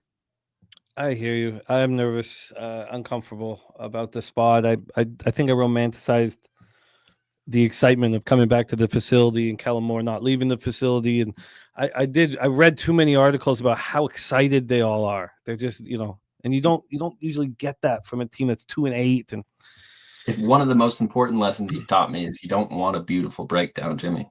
You want to hate. I know. You want to not look at yourself in the mirror and be like, I don't know how I'm going to say that. No, I hear you, but yeah, Atlanta plus 2.5, minus 110. Philly minus 3 at minus 110. Arizona plus 2.5, minus 110. KC minus 3 at minus 110. Bears minus 2 at minus 110. The more beautiful the breakdown, it makes me always feel like I'm trying to sell something. When it starts sounding so nice. Like, we already bought it. It's us that bought it. I don't You're care in business, Spooner. Thank you so much for rocking with us, man. Huge week ahead. I can't wait to rock with you here on Pop Sports Radio, but also, of course, on the Sauce Network. When are you there on the Sauce Network next? We're going to be breaking down the Monday night card tonight at midnight. Some good games on the horizon coming up. Got Gonzaga playing tomorrow, a couple ranked opponents. Pretty excited looking ahead to Monday. It's really hard to look too hard, though, because there's so much action today. Got 10 bets out there. Ton of big ones here in the NFL. So let's get paid. Everybody on the show today, good luck. This NFL pop-up crew has just like an entire whole has been delivering each and every week. It's so amazing to see what both Bano's doing at the top, but just every single person that comes on here is providing so much good information and really getting their X's and O's wise and getting the cash. So it's been exciting. I don't think I've ever watched the show and seen so many people win at the same time. It's great. It's exciting. Let's keep it going. Let's keep it going. There's our guy, Morgan Spooner. I popped his X handle here in the chat. Hit that link and support our guy, Morgan Spooner. Our next guest is dominating NBA on my show and on Peter Loshak's show on Tuesday. He's on my show on Fridays and been delivering the goods. Can't wait to rock with him right here on NFL Pub Hub because he is a very shrewd player prop better. I know you guys are going to love his info. Please welcome our guy, Justin McCelie, to the show. Stacks, stacks, stacks, stacks, stacks, stacks, stacks, stacks, stacks, stacks, stacks, stacks. Justin, what's good, my man? Welcome to the show. How are you? Pretty good. How are you? I'm good. I'm pumped up about all this action. Sorry that we're running a little bit late, but thank you for your patience and thank you, as always, for rocking with us. We've already set up Giants, Lions. I have heavy investments in this game on the overs and in the Detroit Lions. How are you attacking this one? Ford Field, Detroit, Michigan. Yeah, I'll be quick. I'll help you catch up some time. I got 2 plays in this. Both of them are on props. Not making it official. I'm also on the over if it makes you feel any better. Not official, but I'm on that too. With Stacks play day number 1, I'm on Jahmyr Gibbs over 106.5 rushing and receiving yards and -114, and I'm on Jameson Williams over 62.5 yards receiving yards and -117. And how I look at it is they the playmakers. There's no Laporta right now for the Lions. Everybody knows I ain't gonna have to beat y'all up what the Lions do off a loss, especially at home, going up against this Giants defense. I think there's going to be a lot of points. They're not going to take their foot off the gas. I love Jahmyr Gibbs, like cashed the last two games for this. And Williams, all of a sudden, seems like since Laporta been down, Williams been their go-to. Like, they got no answer for James Williams. And I like both of them. Two Alabama boys go crazy. I like the total, so I like a lot of points. And with Winston being the quarterback for the Giants, they're going to have to keep scoring because we all know what Winston does. 3 touchdowns, 3 interceptions. If he does that, then I'm going to cash everything, I believe. Everything, if he does that here. Lions, everything. This 13-0 spot, everyone knows, like, there's nothing the books could do. You can't make a number high enough. It'll be an offensive explosion, and the double-digit spread don't mean nothing because coming off a loss, they don't take their foot off the gas. So I love both them props. Oh, I love it. I love it. Jameson Williams over. What was the number for receiving? 62.5 -117. Over 62.5 -117. You're in business, which takes us to M&T Bank Stadium in Baltimore, Maryland. 56 Fahrenheit, mostly cloudy, 10 miles per hour. Ravens, Jets. We haven't set this one up here. We have these Baltimore Ravens -14, -2 touchdowns right now. The look ahead was 14.5. It reemerged at 14. It was 13.5 for a long time. It was 13.5 for 5 days. Now we're at 14, and it's juiced towards the Ravens. From a total standpoint here, we have a 44.5, which is was the look ahead. It spent most of the week at 44. It's just come up to 44.5. It is also juiced to the over. And when we get to the cash flow for this spot, we have here we have 82% of the tickets, 83% of the cash on Baltimore. We have 73% of tickets and 80% of the cash on the under. Take it away, Justin. Jets Ravens. Yeah, I'm on the over 44.5 -115. And one thing about this Jets defense, they put it on their whole defense. So I feel like the Ravens, every game they have moving forward, but because of the injuries with Lamar, they're going to keep their foot on the gas, pedal to the metal. Jets defense is horrible. They got rid of Sauce. They got rid of what's his name, Quentin. So I feel like they're always going to keep scoring. The Jets, they're going to score against his Ravens defense. There's 3-1 on the road as a dog to the over. I just think there's going to be points in this game. Jets ain't going to get blown out. They're not going to quit. So even if they're down 14, that's why they want to get to a spread. I don't want to be on the Ravens leaving this not a number. But with Tyrod Taylor, I think it's sad to say, I think he's an upgrade to Fields. Like, I think he brings more to the table. I don't know about better quarterback. I do like Fields, but I wouldn't be on the over with Fields if he was the quarterback. But with Tyrod, I think he brings a little bit more relevance, take advantage of this Ravens defense that everyone else has been all year. So I think I love this over 44.5. Yeah, I think there's lots of ways to get there in this game. Jets, Ravens over 44.5 minus 115 from Justin McKelvey. Next up, we have Patriots, Bengals, Paycor Stadium, Cincinnati, Ohio. We've already set this one up as well. Justin, take it away. Yeah, I'm on stats play day number 2 is Derek May over 255 yards passing at minus 115. That's stats play day number 2. I'm also on the over. I'm not making it official, but I expect there to be a lot of points. This Bengals defense is horrible. Derek May didn't cast over this line the last back-to-back games. I think they're going to keep scoring and scoring. The Bengals, we know, with Flacco, even though there's no chase, I think they're going to go to, I can't say his name, Losivius, and Higgins is going to be a big day back and forth. I wouldn't lay the spread with the Patriots. We know the Bengals team, backdoor possibly up. I just think there's going to be a lot of points, and I think May's going to contribute. May's like, I don't know, he's got my attention. Like, he goes over this line a lot, 2 of the last 3 back-to-back games, so kind of like the spot for him. So stats play today, number 2, Drake May over 255.5 passing yards. And is that minus 110? No, it's minus 115. Minus 115 for Drake May. Yeah, he is looks very, very good thus far in his career. Takes us to Jaguars, Cardinals, State Farm Stadium in Glendale, Arizona. We've set this one up already. Justin, what's your plan? Yeah, I got 2 plays in this. I'm right with you. I'm on the over. I got over 47 at minus 110. And I'm on Trey McBride over 76.5 receiving yards at minus 110. I think there's going to be a lot of points. I love taking the receivers. That's how I got on McBride against the Jaguars back into the defense. This Cardinals defense ain't no better. They give up a lot of points early in games. That's why the back end's always open. But the points totals keep going over because always playing from catch up. I do like the Cardinals to win this game. This Jaguars team's not like that. I haven't bet it yet, only because I haven't decided if I want to be on the spread or the money line. But the last 2 games, they flew over the spread. Why? Because the Cardinals is always playing catch up. The Jaguars team, you want to fade their defense just because the Chargers ain't scored, but you've been fading the Chargers for weeks and weeks and weeks. So you got to fade the Jaguars off of last week's beating up on them just because Herbert couldn't take advantage of them. I think Brissett will. His 2 favorite targets is McBride and Wilson. They both gone over 100 the last 2 games. I expect the same this game. So Trey McBride over 76.5 receiving yards at minus 110, and Cardinals Jaguars over 47 minus 110. I love it. I love it that the whole breakdown gives me some more confidence on the spot that I'm lacking confidence in. Takes us to our final spot on the board here for Justin McKelvey, starring in NBA Tuesdays on Peter Loshak Show, Fridays on Betting with the Bag. Eagles, Cowboys, AT&T Stadium. My man, take it away. Yeah, I can't wait for this game at 4, whenever it comes on, 4:20. I'm on Devontae Smith over 59.5 receiving yards at minus 114. And A.J. Brown, we all know what he's doing. He's in and out the lineup. He's complaining on TikTok, tweeting he ain't happy.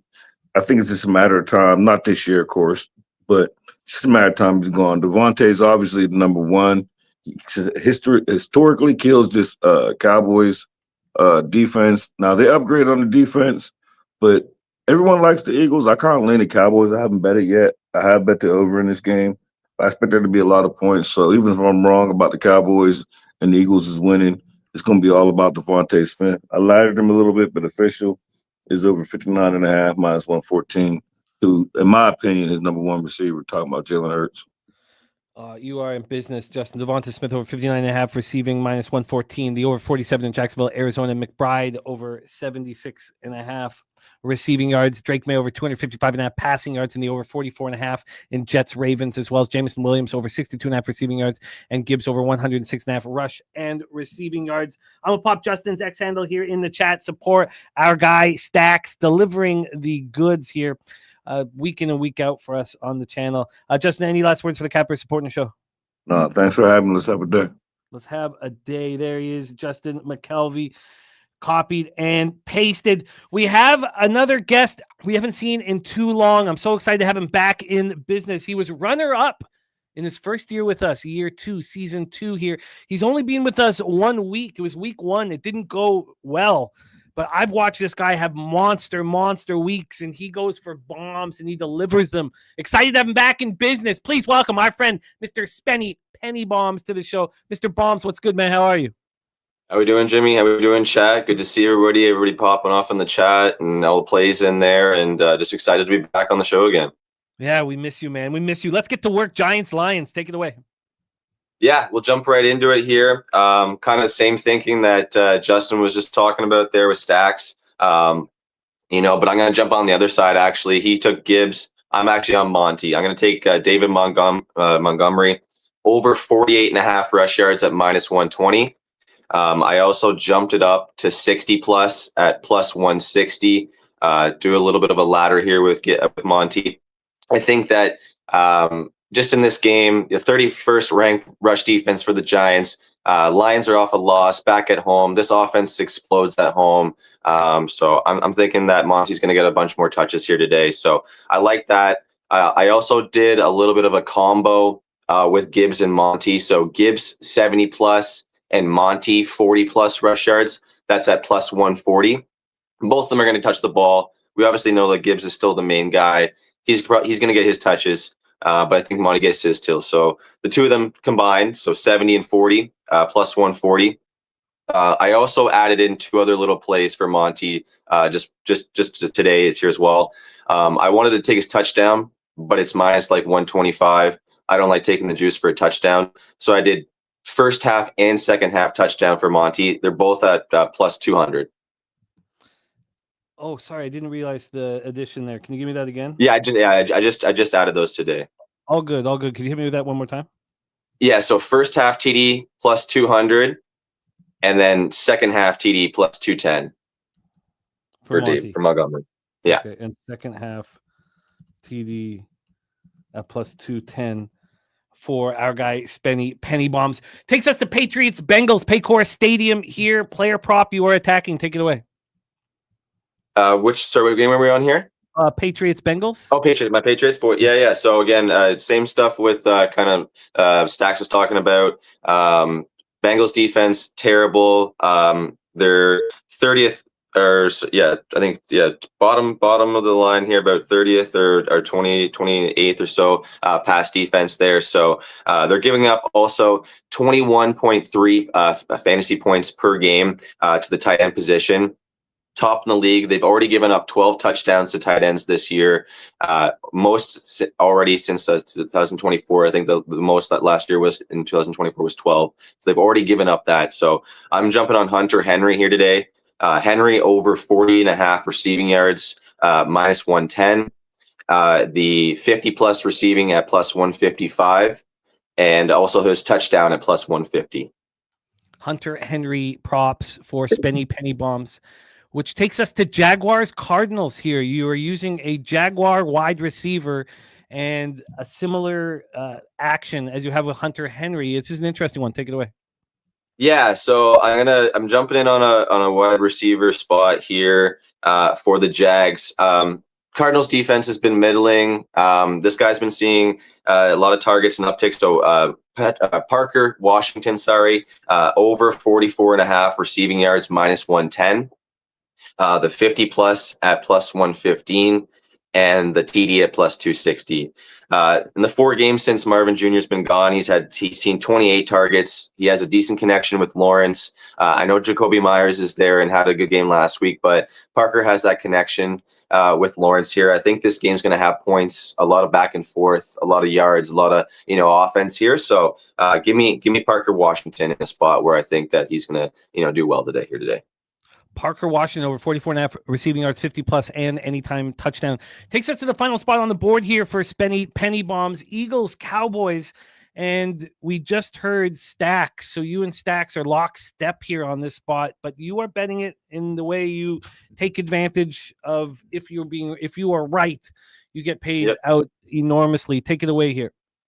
Yeah, again, Stacks and I are seeing eye to eye on a lot of stuff here with the teams that we're attacking against and some players that we're going. Him and I are completely correlated here. We're both on Devonta Smith.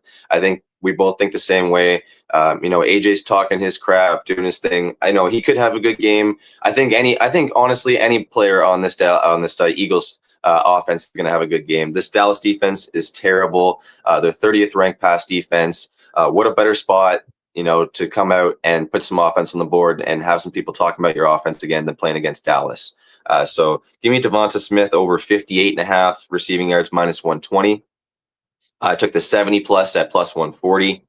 and 80 plus at plus 210, and his touchdown also at plus 175. He averages 8 targets, 5 catches, over 70 yards per game. He destroys Dallas usually. This is a spot where I think he's going to spread the field in a couple of deep shots and get in the end zone here. Oh, Spenny, we have missed you, man, and missed you on our live streams. It's great to have you back on NFL Pub Up, our season 2 runner-up, a second overall. That was his first year with us, and it was just an absolute revelation. We have Spenny on Devonta Smith over 58.5, 70 plus, 80 plus an anytime touchdown. Parker Washington over 44.5, 50 plus an anytime touchdown. Hunter Henry over 40.5, 50 plus an anytime touchdown. Montgomery over 48.5 and 60 plus. Gibbs 70 plus and Montgomery 40 plus at plus 145, and then Monty first half touchdown plus 200 and second half touchdown at plus 210. I popped his X handle here in the chat. Hit that link and support our guy Penny Spenny Bombs. Now, Spenny, any last words for the Capper supporting the show? Yeah, no, just appreciate being back on. I didn't have that great of a week in week 1, so hopefully, I took a shot with a bunch of plays here. I'm not sure when I'll be back again, so let's try and shoot up that leaderboard. I love it. There's our guy, Spenny Penny Bombs in business. Our next guest has become a fixture on NFL Pub Hub and our live streams. Also, he is the reason why we have a $1,000 bonus for Harbor Acres Cottages, the capper who accumulates the most perfect weeks. And that man's in our chat right now. Luke Burrow, alone on top of the leaderboard. He's the only capper in our cappers contest with 3 perfect weeks, and is in line for a $1,000 bonus from Harbor Acres Cottages. Please welcome our friend Salty Pete to the show. Salty Pete, how are you? Hey, Jimmy, good to see you. Good to see you, my friend. And hello to all in the chat, all of our fellow cappers that have been live here just before kickoff. It's nice to be along. And yeah, congratulations. The perfect weeks has been going just terrifically this year. Some really, really sharp looks on some of those games too, I must say. I love it. There's Luke Burrow right there. Hey, Luke, $1,000 bonus right in front of him. But it would be nice to add another perfect week, right? You'd want to have 4, want to have a little bit of margin here. I'd love to see it, Luke. You're a great capper. And we have another one right here in Salty Pete. Steelers, Bears, Salty Pete, Soldier Field, Chicago, Illinois. Take it away. Yeah, I'm on Chicago minus 2.5, minus 110. If we can get a little better on that number, then we'll certainly hunt for it. But I just think Chicago is on a bit of a tear here, and but more specifically, I'm looking at the Steelers situation and Aaron Rodgers. Apparently, he's got a broken something, wrist, bone, something, I don't know. And as he's gotten older, he's gotten saltier, and it wouldn't surprise me by the start of the second half we'd seen Mason Rudolph in there. It is Mason. He's been announced. Aaron's already cried his way home, has he? All right. So so Mason Rudolph then. So I would take this at minus 12.5 actually, but I won't. I'll just take it I just have no trust in Rudolph at all as a QB, and despite some folks thinking that he's going to be the Steelers' future, I don't see it, never have. And he's been around the organization for a while. I get it. He knows the playbook pretty good. I just think his execution sucks. And I think Chicago has got an opportunity here to really pull one off, especially less than a field goal. So I'm going to ride with it. Chicago minus 2.5 at minus 110. It's still available at Circa, but it's everywhere else. It's juiced more than that minus 110 now with that news. Next spot on the board here is another cap that's going to make a lot of us in the chat uncomfortable, just like Morgan Spooner's. So we have Spooner and Salty Pete on the other side of us, and it makes me very uncomfortable. Falcons, Saints, Salty Pete, take it away. Yeah, why are people betting on the Saints? I don't get it.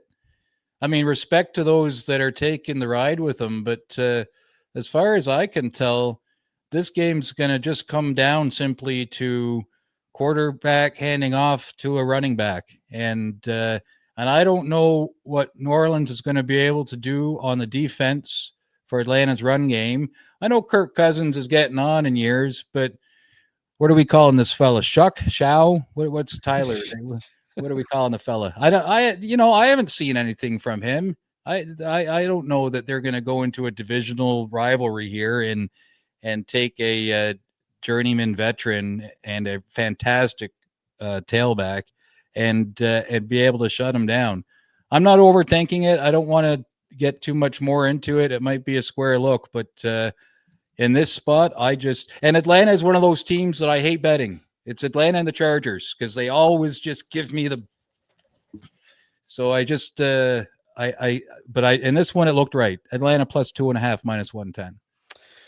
Yeah, I'm getting more and more nervous as the seconds go by. And here, Nissan Stadium, Nashville, Tennessee, your next spot. And this is another spot. I mean, you're not against me, but I did hammer the Titans last night, and I might have got a little carried away. Might was a little high off the soup, I think. Here, take it away for us, Salty Pete. Seahawks Titans. Yeah, again, not overthinking this one too much. I'm on Seattle team total over 27.5 plus 105, and I just if you look at the Seahawks, they score on teams with poor defenses. You know, you look at Washington, they got 38 on them. Arizona, they got 44 on them. And then they got to the Rams, which has a fantastic defense. Well, but, you know, certainly top tier. And they took a loss in that one. So people a little apprehensive perhaps on the Seahawks scoring ability. They almost put 28 up on they almost put 28, which is the number I'm looking for, up on Houston before they went into their bye there with a 27-19 win. So I like the team total in this spot against the Titans defense that I don't know if and not only that, but Cam Ward is, you know, the one thing about this where I didn't stay on the game total is because both of these squads have elite special teams. So things could go crazy on the total scoring. But I don't know, with Ward going up against the Seattle defense and then Darnold in a spot where he's feeling like this is a good opportunity for him to bounce back. I know they're traveling, whatever. Seattle team total over 27.5 plus 105. You are in business. Your next spot, the exotic here, a two-bet parlay. And it starts with a player prop in Patriots Cincinnati Bengals. And it's a player prop that's been mentioned a couple times on the show, but no one has moved on it yet. And you have the first leg of your two-bet player prop. Your two-bet parlay. Take it away with Patriots Bengals player prop. Yeah, so my first look on this two-leg is Yoshivas, 4+ receptions.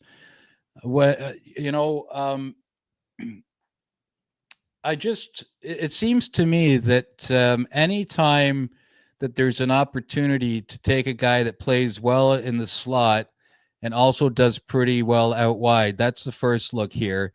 But also Flacco and Yoshivas, they seem to have a connection. I don't think that he's going to be looking to go far downfield with the Patriots.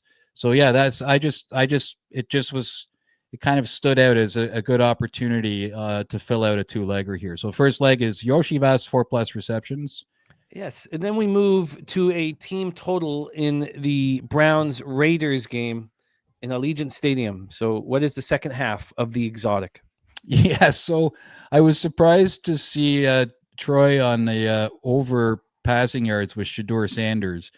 This is literally a rookie's debut. I mean, isn't it? If I'm not mistaken, this is really a rookie starting game in the NFL.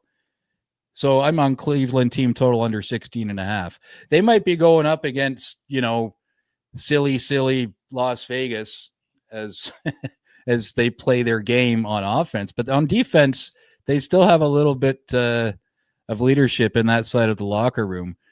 Cleveland's got a fantastic defense as well. So I had a glance at the full game under, but I'm just going to stick with Shedeur Sanders. I don't think he's going to get the completions that people hope that he will. Hey, listen, at the end of the day, I want everyone to see success, but I don't think it's going to be this week for him. So that's the second leg.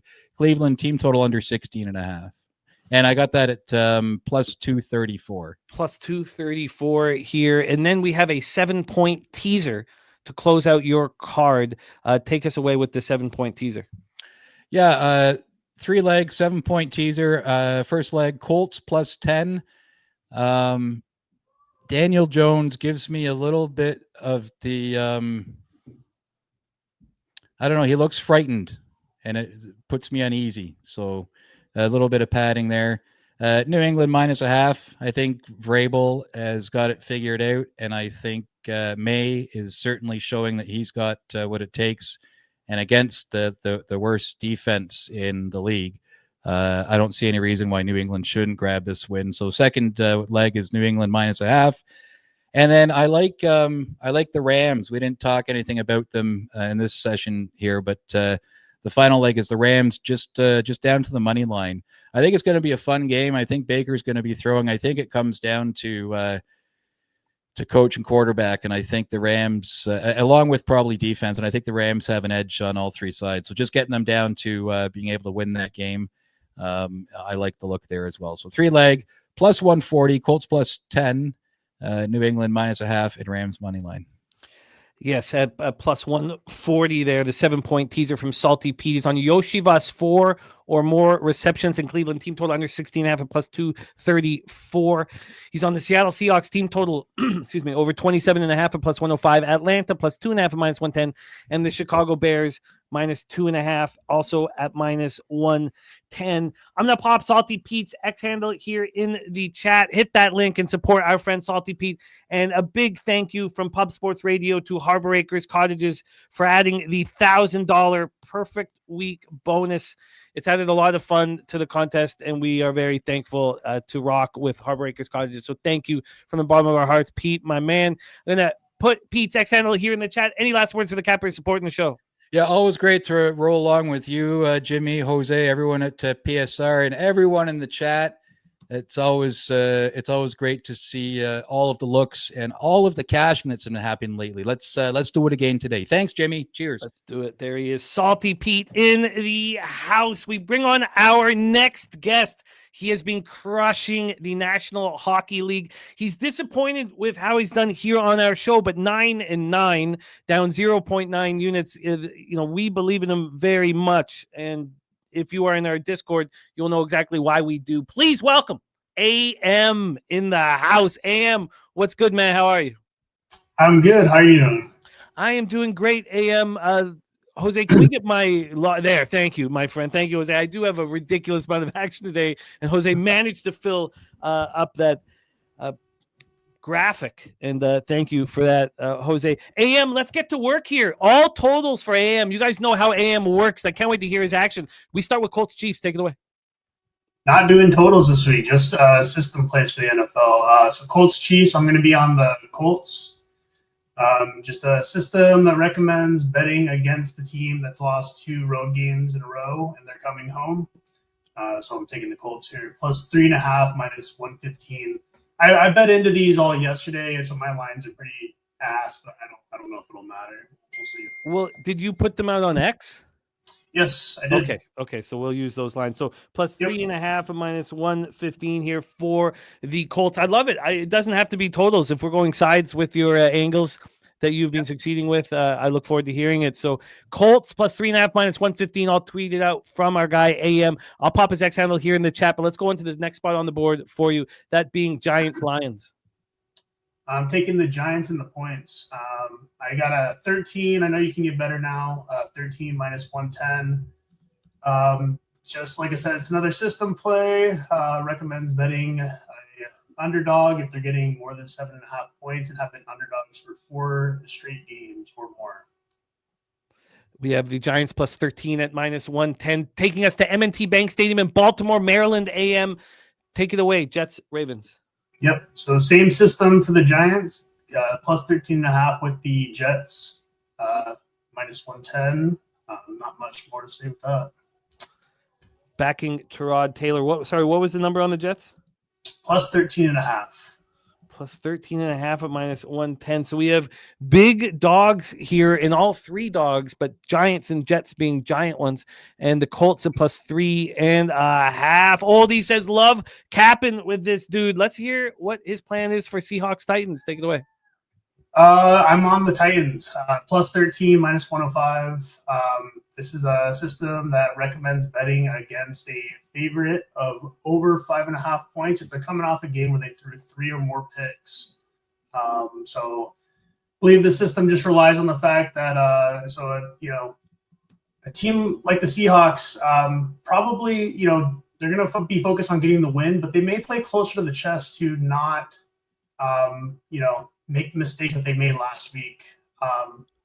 So another system that I'm betting into here. I think that's an interesting take that has all not been discussed. And of course, it comes up 13 minutes before kickoff. But yes, why, after all of the picks and all of the mistakes that Darnold made last week, why wouldn't there be a slightly more conservative, He'll build up his confidence, keep it close to the chest. I mean, they're clearly the superior team, but do they need to go out of their way to, beat them by 40? No, they probably just want to get in there and make sure they get a safe, secure win. So, AM, we all really enjoy capping with you, my friend. You've made us much stronger in your short time with us, and we're going to have you on camera a lot more as well. I'm going to copy and paste AM's X handle here in the chat. He puts all his action out. He also puts out his records, and he does it, with transparency and accountability. And so there's so many reasons why we love capping with AM. There's his X handle here in the chat. We have Titans plus 13, Jets plus 13.5, Giants plus 13, Colts plus 3.5 for AM Sports Picks. Thank you for rocking with us, man. Any last words for the cappers supporting the show? No, just have a good day, guys. Keep making that money. It's been a great time being here. It's the best community for sports betting that's around. If you stick around and listen to what everyone has to say, you'll do really well. So I love it. I hope you can rock with us at Pubapalooza 5. Our dates are up. If you could put that up on the top of the chat, pin that dates, Jose, we would love that. March 25th to 30th. We're going to be doing it up in all the right ways in San Antonio, Texas, Southtown 101. Let's bring on our next guest here. The man is known for taking shots at big scores. So he's on our show. He's 13-19, but he's down 1 unit, and he's always one bet away from a giant score. I love the way this man caps. Please welcome Kong's Clips.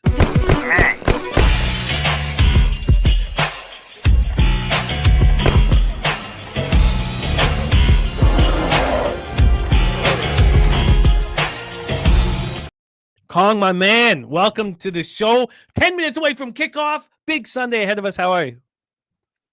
Yeah, I'm good, Jimmy. Happy Sunday. Everybody go hit the like button. I'm going to jump right into it. We're a little low on time. Going straight to Seattle. I'm going to take Seattle in the first half, minus 6.5. Land a little juice here, Jimmy, minus 130. I think Seattle comes out. I think this is a blowout. I think Seattle wins this game by 3 touchdowns. But I think getting under the touchdown in the first half is a great look. I did also move on Sam Darnold over 1.5 passing touchdowns. That's an ad. I did not send that to you. That's minus 118. Sam Darnold 2+ passing touchdowns, minus 118. And the Seattle first half minus 6.5, minus 130. You are in. TJ just put his best bet. It is exactly the same bet. First half minus 6.5 here for TJ. And we also heard the alt line from Birdie, minus 9.5 at plus 130. My dude's play today is in as well. Falcons money line, and do what you want to do. I'm nervous about the Pats Bengals spot. I think it's a very sharp move going against it. I'm completely off the game, but I'm just. It's a very blatant, sharp move after the Flacco announcement. So, but trust yourself, trust your cap, trust your instincts, trust your angles, trust your work. So we have Darnold over two more touchdowns, minus 118 in the first half, minus 6.5 for Kong, which takes us to Colts Chiefs. Kong, take it away. Wow, Jimmy, I don't like the line here. I don't like that Kansas City is the favorite over 3. I think that's kind of telling. I think Indianapolis is a better team. I think they have more upside. I think the locker room with this team is on the highest of highs. Nobody expected Daniel Jones to come in here and do what he's done with this team. And I think getting points with the better team is the way to go here. I know it's at Kansas City. It's a tough place to play. I know narrative's probably not on my side here either, but I'm taking the Colts here plus the 3.5. I think if they lose here, maybe they lose by one of those late field goals, tied up late, lose by the last second field goal, cover the 3.5. But I really think Indianapolis has got a great chance to win this game outright. I think Jonathan Taylor's going to go off today. Wanted to take him for a couple touchdowns. I did take him for a couple touchdowns, but I didn't want it on my official record. My touchdown props is killing me on my official record on this show. So only spots I absolutely love are going to be put on here. But I'm on the Colts plus 3.5 here, minus 112. Plus 3.5, minus 112. And this is all being posted on X? No, you're getting it right now. If it's not, I don't post my NFL action. If it's not being posted, I think that we should line shop for what is available at this very second. So we are going to do that right now. We can get you the Colts plus 4.5 at minus 109. Is that right? Plus 4.5 minus 110. Plus 4.5 minus 110 here for the Colts. That's available as we speak right now. And then I will also line shop for that first half minus 6.5 here for the Seahawks. So let's roll on to Eagles Cowboys. We've heard rumors that this is down to a 2.5 now. That money just continues to pour in, or respected bets, I should say, on the Cowboys. I've not moved on this game. You have side and player prop. Take it away, Kong. Yeah, I think you're going to get a bunch of money coming in on Dallas just by the way they've been playing. I think Philadelphia is the way better team here. I know we've seen the performance last week with Dallas and their new pieces. I'm not a believer, Jimmy. I think this Philadelphia defense is going to shut down Dak. He's been throwing the ball a lot, and this Philly shell that Philadelphia likes to run on defense, I think it's going to give him problems. I think Philly wins this game. I think they win this game by more than a touchdown. I'm on Philly minus 3. I got that at minus 110. You can give me whatever line you find available. Would you rather have and I also found would you rather have a minus 2.5 at minus 120? Give me the minus 3 if you can find it. Minus 3 plus 104. Yep, that works. Okay, let's do it. And then the player prop, take it away. Yeah, awesome buy low spot, man. Tell me any time in the last 2 years you've been able to get Saquon Barkley at minus 110 for a touchdown. I'm taking Saquon Barkley for the anytime touchdown, Jimmy. He hasn't been finding the end zone, and I think this drove this number to where it's actually bettable. And I bet it. Minus 110 for Saquon anytime touchdown. I don't want this on my official record, but I also bet him at 2+ at plus 650. I love it. Saquon and Philadelphia taking the 3 plus money instead of the 2.5 with the extended VIG, which takes us to a double result parlay. We have 5 minutes here left before kickoff. Jose Bouquet will be joining us right after this to put a bow on today's show. Thank you guys for rocking with us. Our final official pick from Kong's Clips is a double result parlay at plus 289. Tell us the teams that you're using in the double result parlay. Yeah, we're taking all these big favorites, Jimmy. What could go wrong, right? Seattle, double result. Not laying any points. Got to win the first half and the full game. Taking Seattle. I'm taking Baltimore. I'm taking Detroit. And I'm taking the LA Rams, team that I just love the way this team plays with Stafford. I got plus 289 on that. Did not post it, so whatever you can get me on the double result parlay is good in my eyes.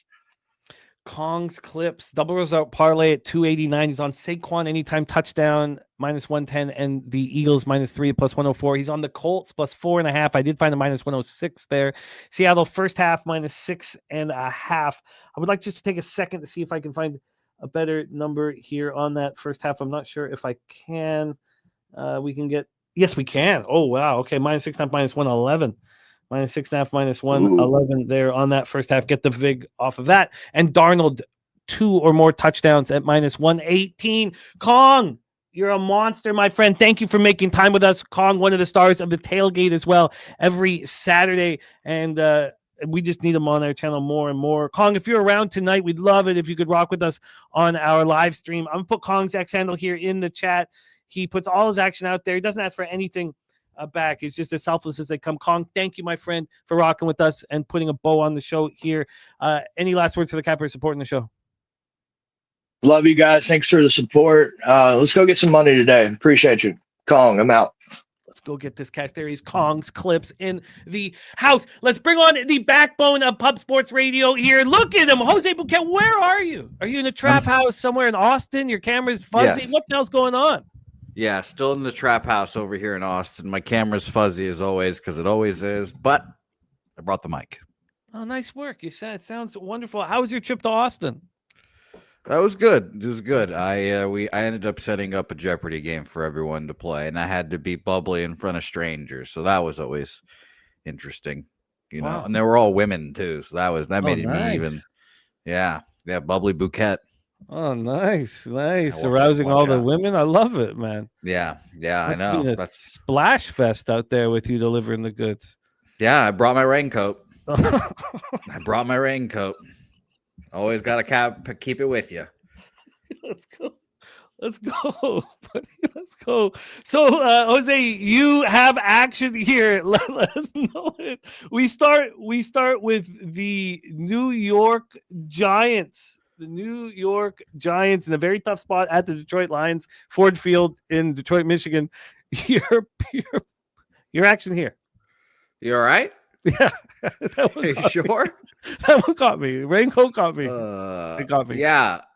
So I'm on the New York Giants here, and I'll keep the breakdowns pretty brisk here. Some I have good reasons for the bets. Some I've got bad reasons for the bets.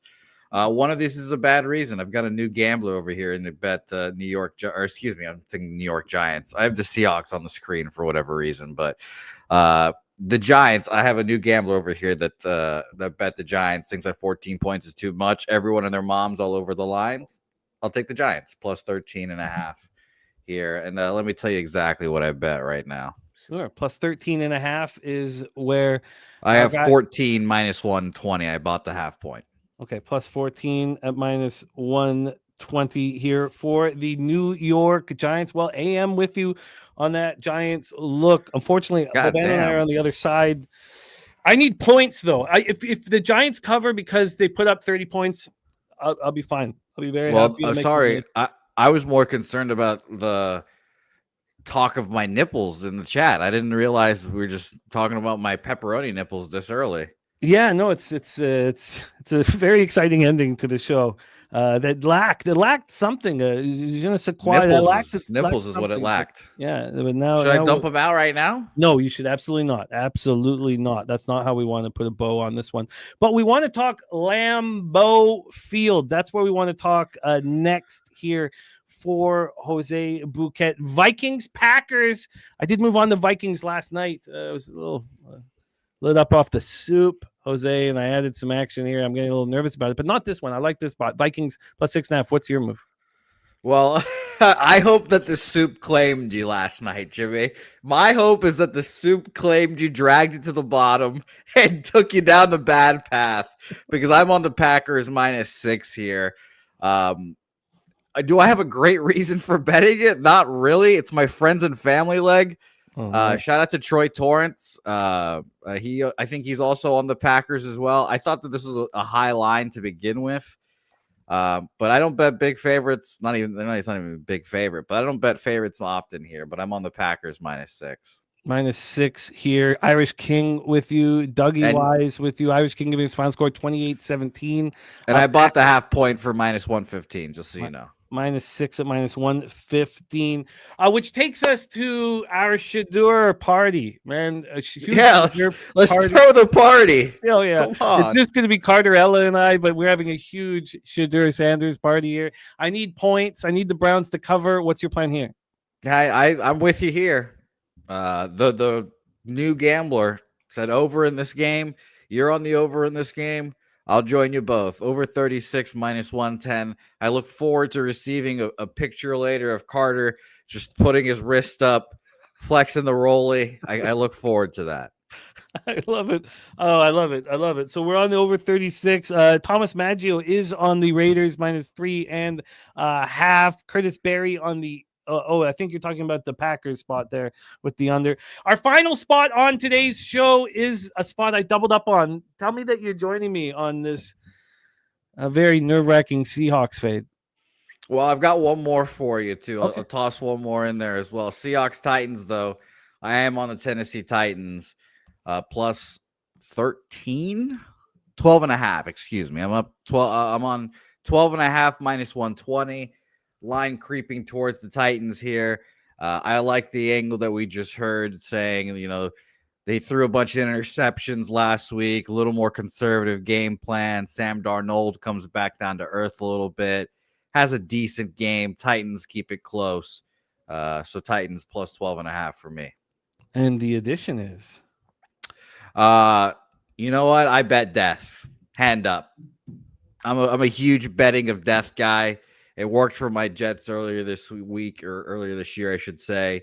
And I will bet the Dallas Cowboys here. I bet them 2.5 plus 3, plus 3 minus 115. Emotional beginning of the game. They'll show the memorial, the whole thing. The boys will be rallied. This Cowboys defensive line is now good. It'll be able to stop the run, and I think it'll be able to stop Saquon.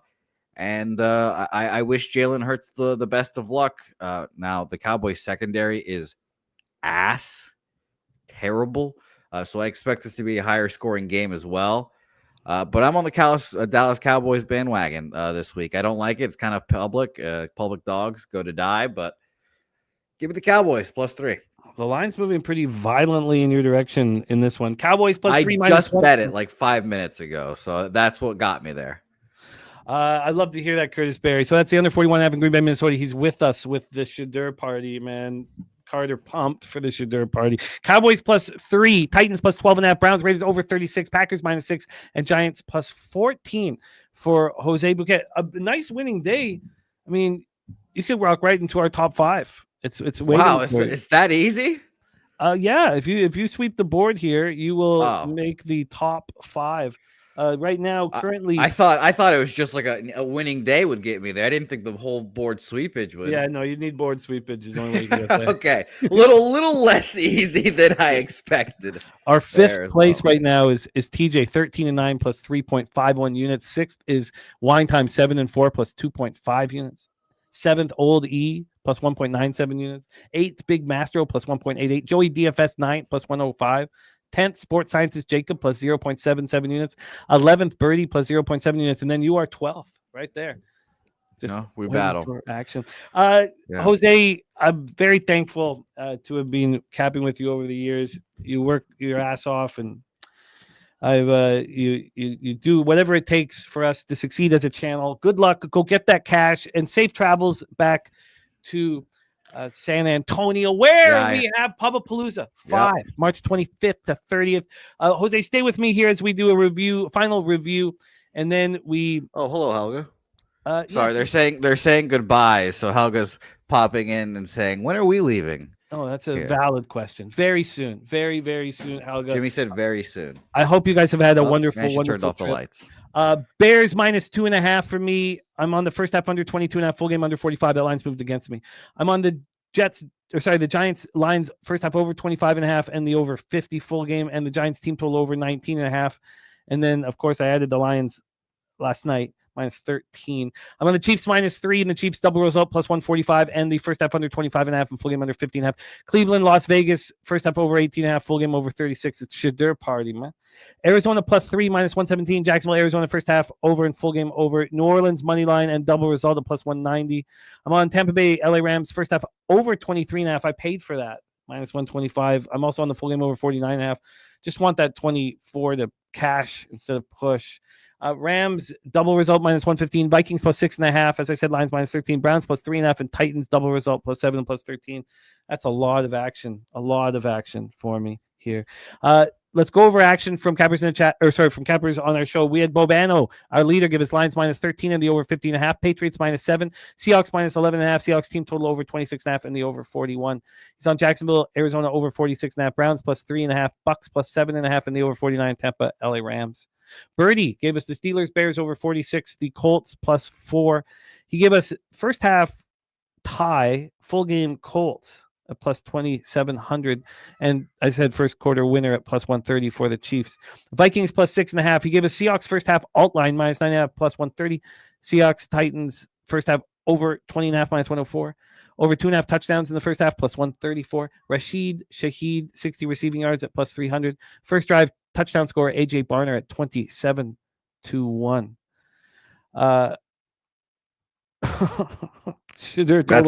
That's my guy, Dougie Wise. Watch out. That's my fucking guy. Be careful, Dougie Wise. I love Mason.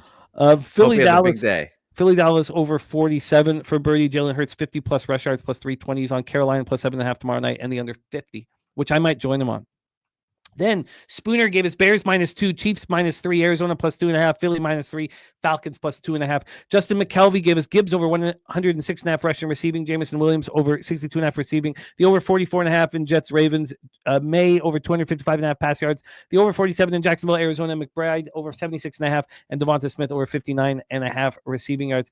Mr. Spenny Penny Bombs, old Spenny Pendergrass gave us Montgomery over 48.5 rushing and 60+, Gibbs 70+, Montgomery 40+, Monty first half touchdown, second half touchdown. Any scoring yet?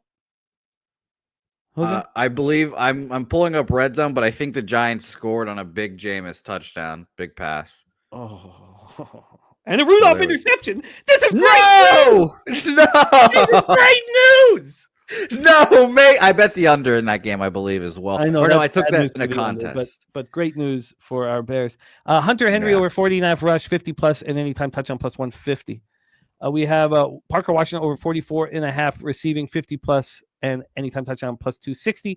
And then Spenny is Devonta Smith over 58.5 receiving, 70+, 80+ anytime touchdown. Salty Pete gave us the Bears -2.5, Atlanta +2.5, Seattle team total over 27.5, and the exotic. This is the first one of the exotic. It's Cleveland team total under 60 and 16.5, and Yoshibas for receptions. That's a +230. That was our guy Salty Pete, right? It was. By the way, he called me. He said I had snipples earlier. Snipples is nice. Snipples. I was like, wow. Snipples.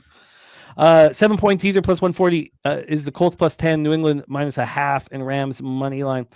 By the way, Londo is running hot. He's on Giants +13.5, Cincinnati +7.5. Field goal for the Vikings. Okay, that's fine. That'll work for us.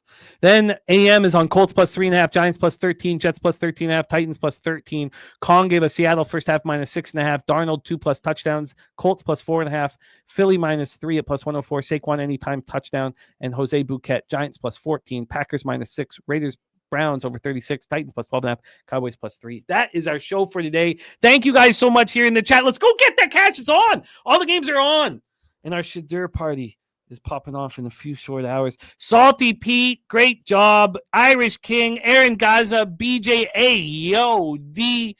Thank you guys. Nasty Nate. It's nice to have Nate back with the wrench. Eh? It's nice to have his wrench back. Yeah, he deserves by that. the way, wrench. 4th and 3 for the Colts. They're going for it at the 50-yard line right now. And what happens? And there's a flag because of a false start. Oh, okay. That's great. Now they have to kick it, and we're on the under.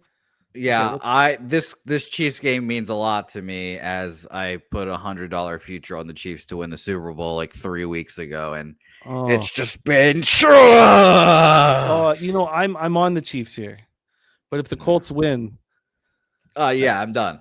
No, no, you're not done, but it'll give me a chance in my heads up bet with TJ that is going to be very costly. It's a very costly payout at Pubapalooza 5. That's the pay date there. Okay, well, TJ, I can't wait to see you there. Great reason to come.